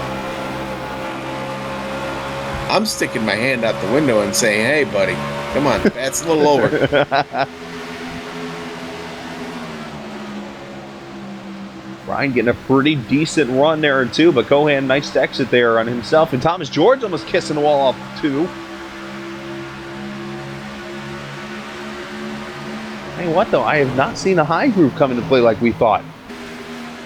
No, it's certainly not in turn 3 and 4, but turn 1 and 2, they've been able to ride through it really nice, but not a lot of pass. Mellendorf finally working to try and get that spot. He gets up to the door of Cadell. Going to get by him in the entry of turn 1. Move him up to 11th. Leaders coming up on the lap car of Rich Jetty there in the 77. Rich, unfortunately, had some issues tonight. Got some damage in the 24th position. 23 laps to go. Rich doing a good job of getting up top, but please be careful, Rich, getting off of turn 2. Don't look in the mirror, just drive the track, and he does that. Good job. Hey, that's one of the biggest things people do in iRacing. I see it all the time, is people go and race their mirror, and all of a sudden the wall just grabs them, and then there's a wreck involving the leaders. So instead of just driving your line, let the leaders go by. I know it's easier said than done, but that's the best thing to do. Yeah, Rich pulled that off like a real pro, man. That was good stuff. Your top 7 cars all separated by a little less than 2 seconds, 1.5 to be exact. This race far from over. Plenty of drivers into running to win this thing. Questions when the tires start kicking in here, who's going to be the guy that rises?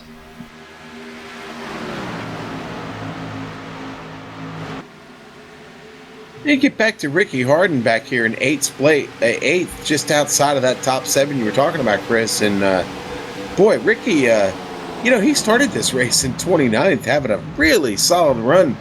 Got his teammate Tommy Ryan right there behind him. Yeah, they're putting in good work tonight.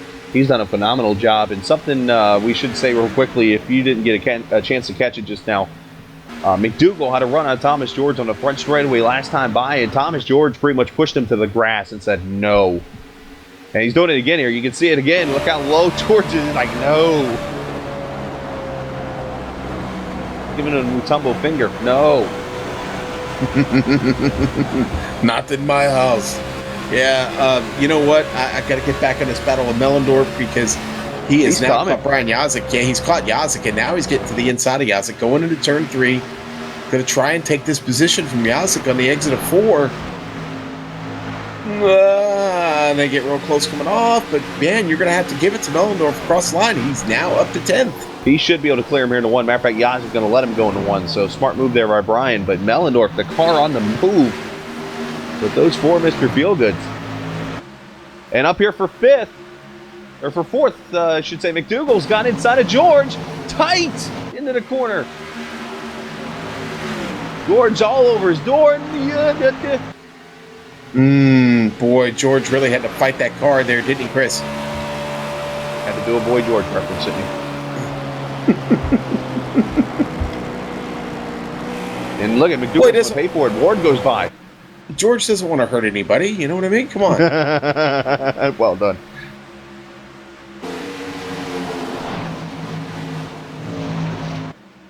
Oh, our leaders line astern, buddy, as they come out of 4. This is going to be anybody's race right here at the end. 17 laps to go. Good stuff. Oh, caution! This changes things. Oh, boy, Norman Pelletier. Yeah. And boy, we should have just pre-recorded it. Out of 2. Trouble out of 2. we do want job security here. We do. We don't want to automate everything. But it's the same story, different page. The Gum Outmobile has been destroyed, unfortunately, tonight. Caution, number 6. 16 laps to go. Now is the money stop.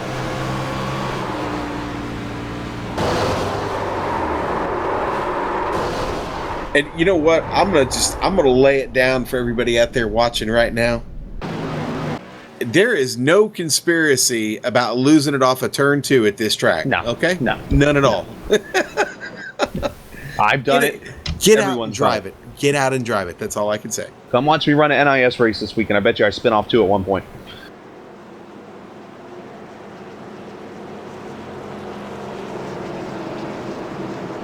They're going to come to pit road. We have got 22. There will be 23 cars on the lead lap once Jetty gets to wave around. We'll cover that here in a second. But first, we're going to get these pit stops. This is going to be the maker here because we're going to get the green with about 12 to go. Yeah, and you better not make a mistake on this one, okay? Yeah. I mean, you really better be dialed in here because you don't have much time to recover from this.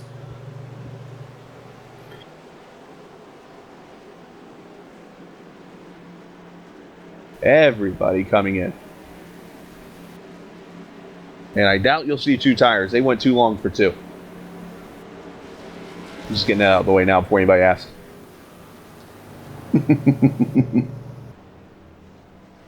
And Jeff Ward way overshot. As a matter of fact, he was in Bob Brown's pit stall. He was practically loading that thing up on the haul. Are you kidding me? Race off pit road. Cohan gets a good jump. Bryant, it's going to be Cohan. Bryant. And apparently Ward saying people not standing right on pit road. I guess that kind of hurt him. And it really did hurt him in the end. He's going to lose a lot of spots on pit road.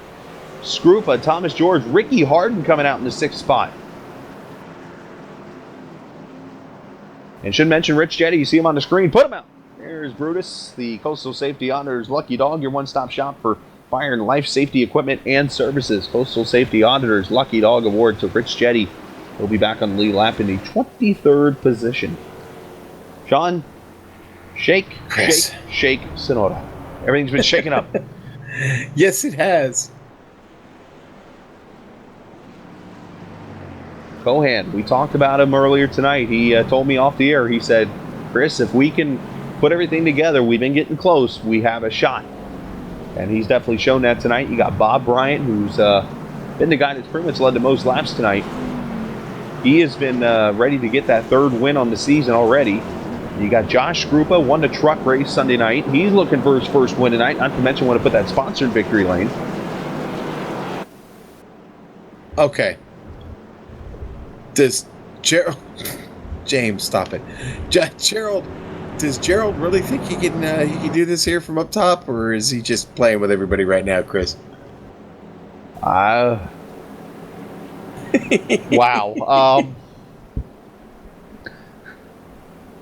He is on tires 28 laps old. He's got damage on his right front, so I'm going to go ahead and say he's probably going to pit here. If he's going to lead a lap. But that doesn't really do anything anymore because those bonus points don't count anymore. Now, if he doesn't, credit to him. He's trying something different. But Yeah, here he goes. Yeah, all the drivers were having a debate there too.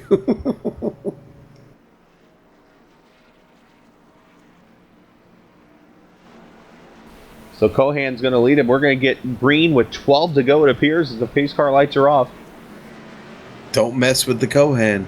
Don't mess with him.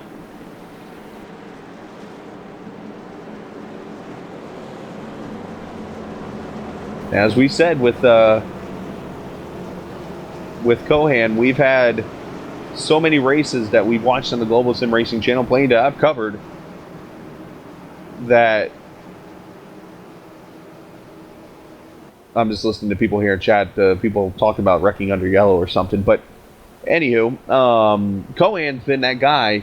They would all come to the pits, and he would take 2 tires, and somehow he would beat everybody on 4 tires. So if there's anybody who can hold the lead and hold Bob Bryan off, you're seeing him right here. It's going to be Nick Cohan. But that doesn't mean it's going to happen. Did you forget about Josh Krupa sitting back here on the inside line? Any of these guys, if you're in it, you can win it. Daytona 300 winner Ricky Harden back there in 5th. He could do it. Thomas George looking for his first win, that Pepsi Mobile. What about McDougal? Any of these guys could do it. But first, time to pull the ripcord. Yeah, time to pull the ripcord, baby. Here we go. Cohan on it.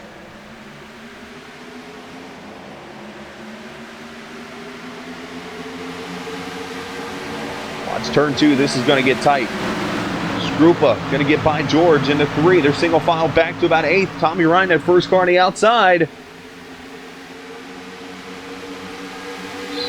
Somebody's in the wall. I think it was Devin Cannon. Yeah. Cannon, everybody gets by, no caution flag. Everybody gets by. Cannon down to the apron, making his way round to the pit. We're going to be okay here, Chris. So far, we're okay, but I've been watching that fight back there with James Krahula.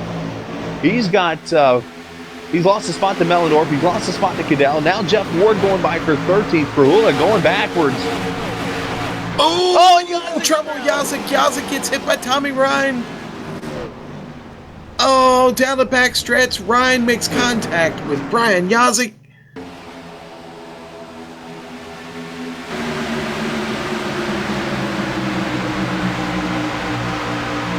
Boy, that's going to end any chance for both of them. You're seeing it here on the replay. Tommy just catches the rear corner there. Yazik. I think he misjudged the back bumper of Ryan. I think he was trying to slide it behind him there. Yeah, just... Mellendorf got a piece of that too, getting by. I think he clipped the right front on that machine. Oh yeah, right there. Just misjudged it. He was trying to get it behind him.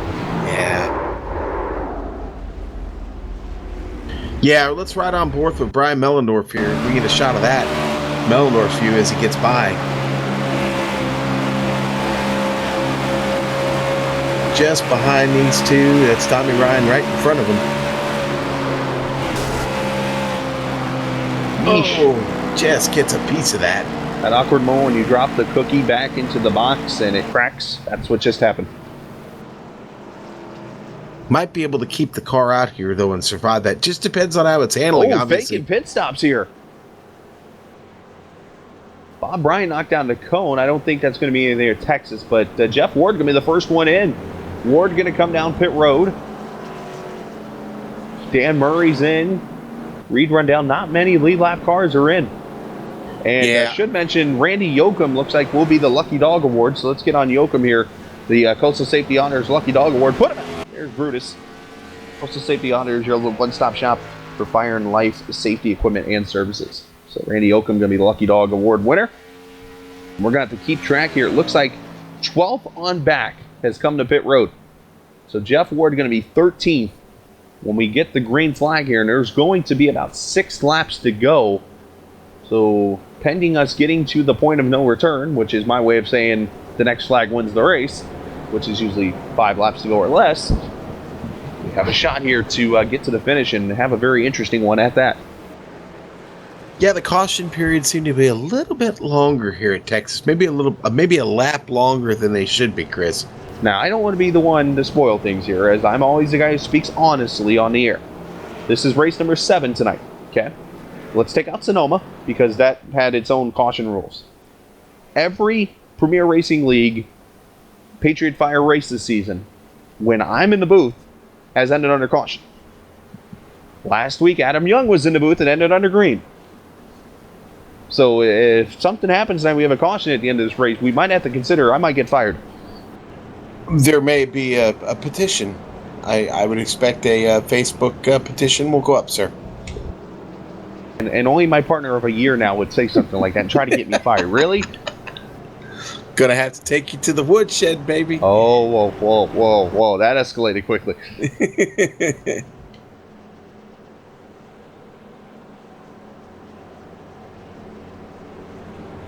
So still lights are on the pace car, so we'll have at least 6 to go. And we'll take a look at your top 10 here. You got Cohan, Bob Bryant, Josh Skrupa, Thomas George, Gregory McDougall, Ricky Harden, Tyler Dalton, Tim Johnston, Brian Mellendorf, Jonathan Cadell. 11th is James Gruhula, Matt Murphy 12th, Rhett McBride 13th, Jeff Ward 14th, Dan Murray 15th, Reed Rundell, Randy Yoakum, Travis McChristen, Rich Jetty, and Brian Yazik, your top 20. And those are all the cars, I believe, on the lead lap, 20 cars. And Tommy Ryan will obviously get the EOL, so he'll actually restart back. He's actually a lap down on pit road, I should say. So Ryan, we'll see how that penalty plays for him. Let's see if the pace car lights go off. They should here in about 3, 2, 1. And they are off. Boy, Chris, at some point they are going to update this track on iRacing. So much will change aesthetically when they do. The entire backstretch is much different now. All those grandstands in the backstretch, most have been eliminated in favor of motorhomes. Motorhome spots down the backstretch, kind of elevated above the track there, and you have just that lower part of the grandstand down the backstretch. Another big difference is right where you see those billboards in the middle of the backstretch where they're going through now. There's a big screen, big Haas, really big screen, and that certainly adds a different aesthetic to the entire track. Well, I'll just say this, Sean, there's plenty of updates needed to tracks before they get to that here at Texas. I hate to say that, but again, just being a little honest, that's one of plenty of things. But needless to say, let's get back to racing here. Pace car going to hang on left. Cohan going to get on that pedal. Can he bring it to victory lane for the first time this season? Will it be Bob Bryant for a third time? Good restart from Cohan. Good restart from Bryant. Will we get to the finish on green is the next question. Ooh, that Bryant, was close. Bryant with a big run there on the start.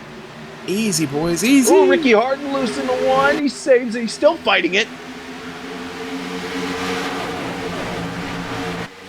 Look at him scatter 3 wide. Oh, boy. Wow. What a powder keg, man.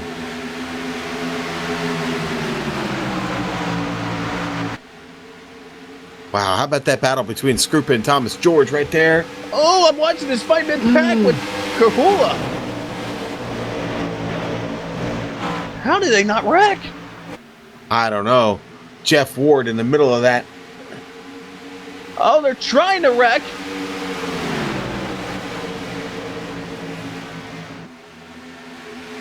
This is just unbridled craziness right now. And unfortunately, we're at that point of no return now, so keep it green, guys. That's all we're asking. Do it for Chris. Do it for Chris. For job's sakes. Ward is on the move, though. He's inside of Ricky Harden. That moved him up to 7th. Look, jeez. Look at Rhett McBride. Oh, man. Mellendorf doing a good job with that damage he had. Yeah, Mellendorf fighting with Ricky Harden as they come across the line. I think you're going to give the spot to give it to Mellendorf up to 9. Yeah, Harden's going to drive it in there. That's a slow car. Brandy, yeah. Oh, wow. Red McBride was all over Harden there.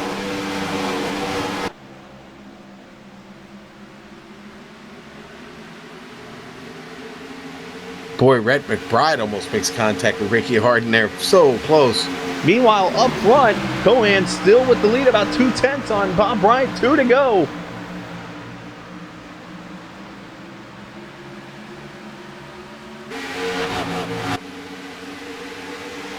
Does anybody have anything for Cohan? Is it going to be Brian? I think Is it going to Brian be does. Scrupa?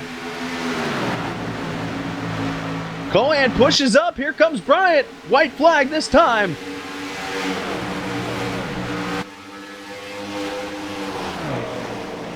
Bryant going to go about a half track up.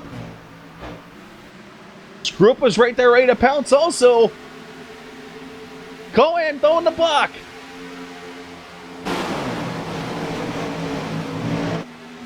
Brian had to get out of it, and I think that's going to be enough. It is going to be enough. First win of the season. Nick Cohan claims Texas. Scrupa loses it off of 4, gives the position to Thomas George. Scrupa loses the podium. Wow, coming out of 4. We'll watch the replay here real quick.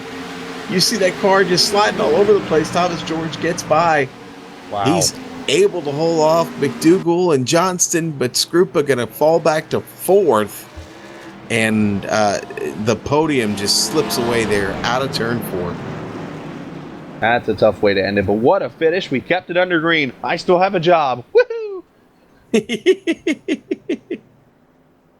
Anyways, we're going to go celebrate. I'm going to go celebrate real quickly, but Cohan, your winner, Bob Bryant, Thomas George. We'll talk to them next as you're watching the Global Sim Racing channel.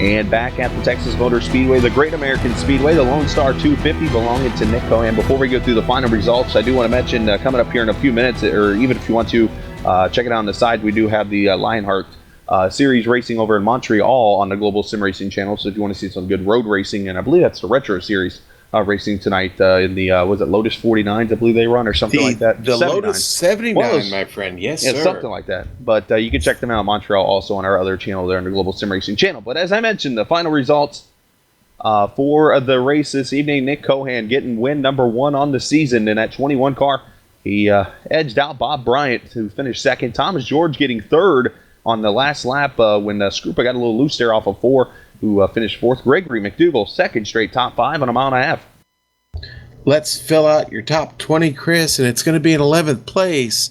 That is going to be Ricky Harden. Jonathan Caddell going to finish 12th tonight. James Grohl, 13th.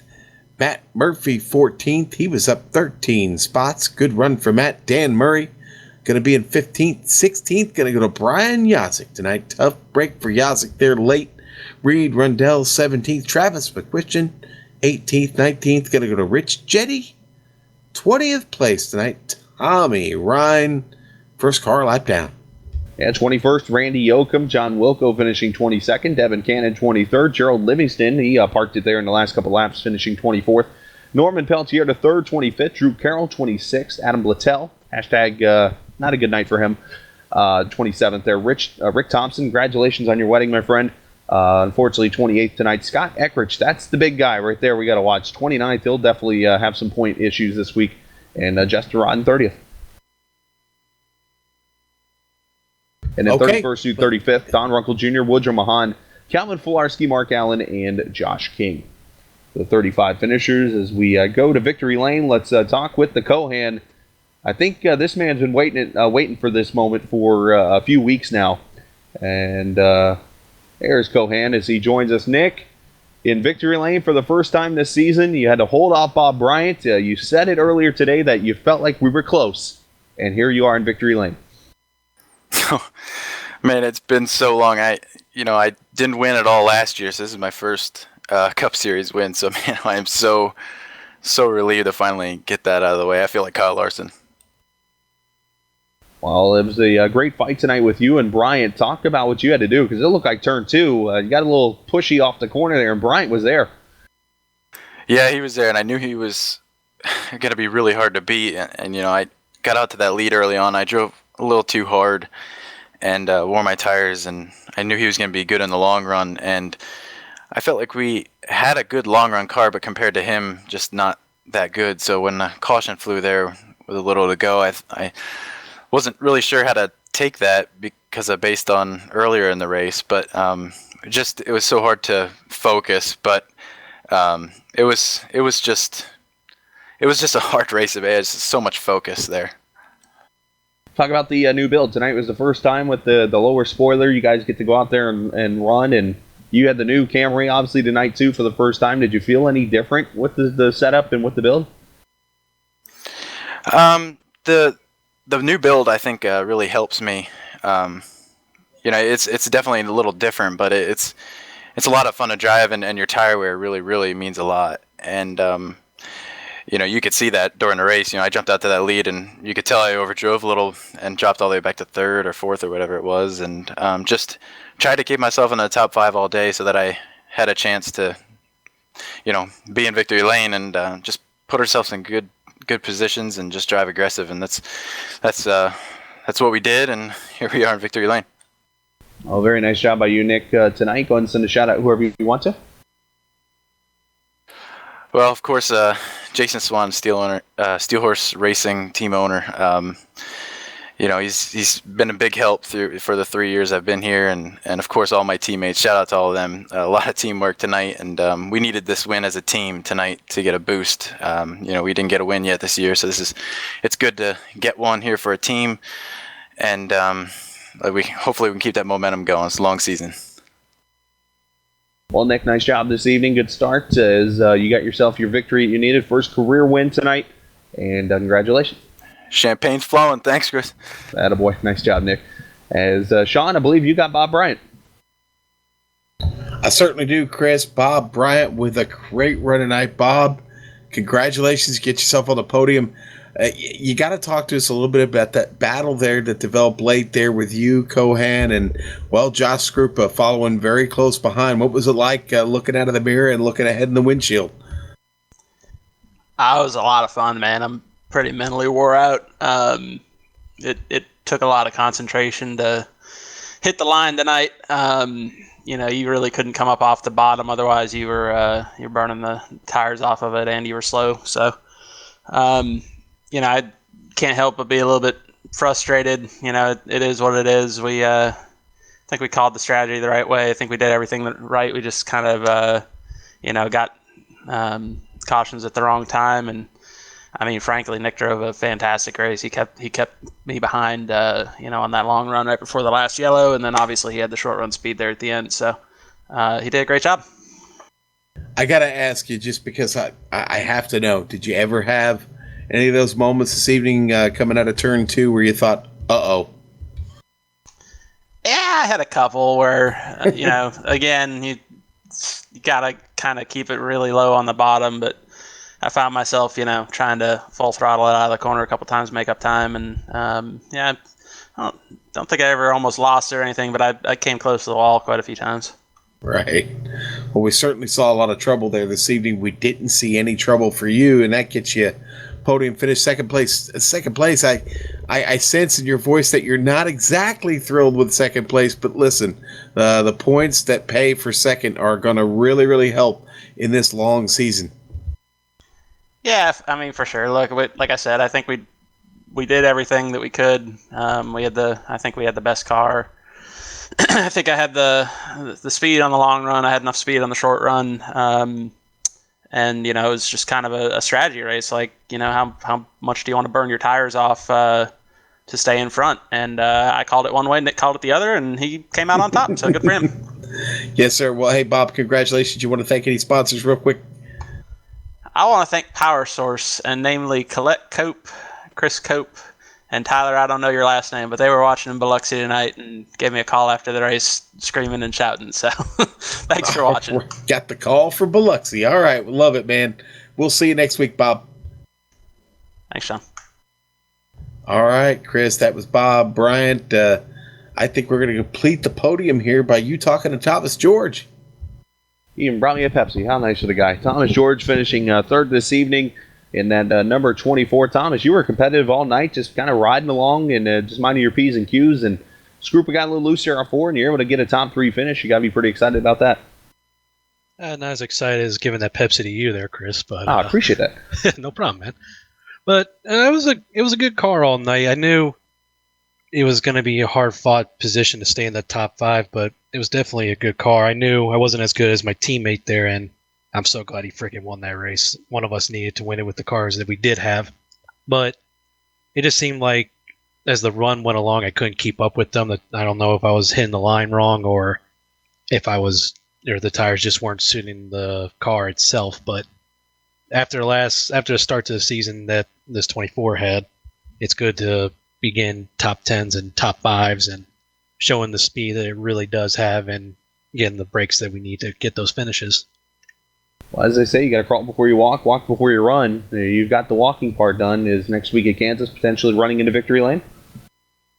There's always a good chance for me when any mile and a half track we go to. Those are my best types of tracks, and with Kansas, the way that the sim has it, the high line is the preferred line. That's the line I always like to run anywhere we go if I get the chance. And it's just a matter of who can pull off the best slide jobs for the lead or put yourself in the right track position, just like Texas here tonight, Vegas in the week before we had, where if you got yourself in the back, you ended up having to fight your way up front. But if you are up front all race, you've got a really good chance of winning it, just because it's so hard to pass at Kansas. Well, Thomas, you did a great job tonight, running in the top 5 most of the night. At a 3rd place finish for you. Send a shout out whoever you want to. Just all my teammates over at Steel Horse Racing. I've been with them for the last 3 years now. I believe 2 years. I've lost count. We just have so much fun. The time flies right by. So glad my teammate was able to get the win, and It's a good night for Steel Horse and good night for GSR for all this racing we gave you guys tonight, all the action we gave on the track. Absolutely, Thomas. We appreciate your time, and we'll see you in Kansas. All right, man. Thank you.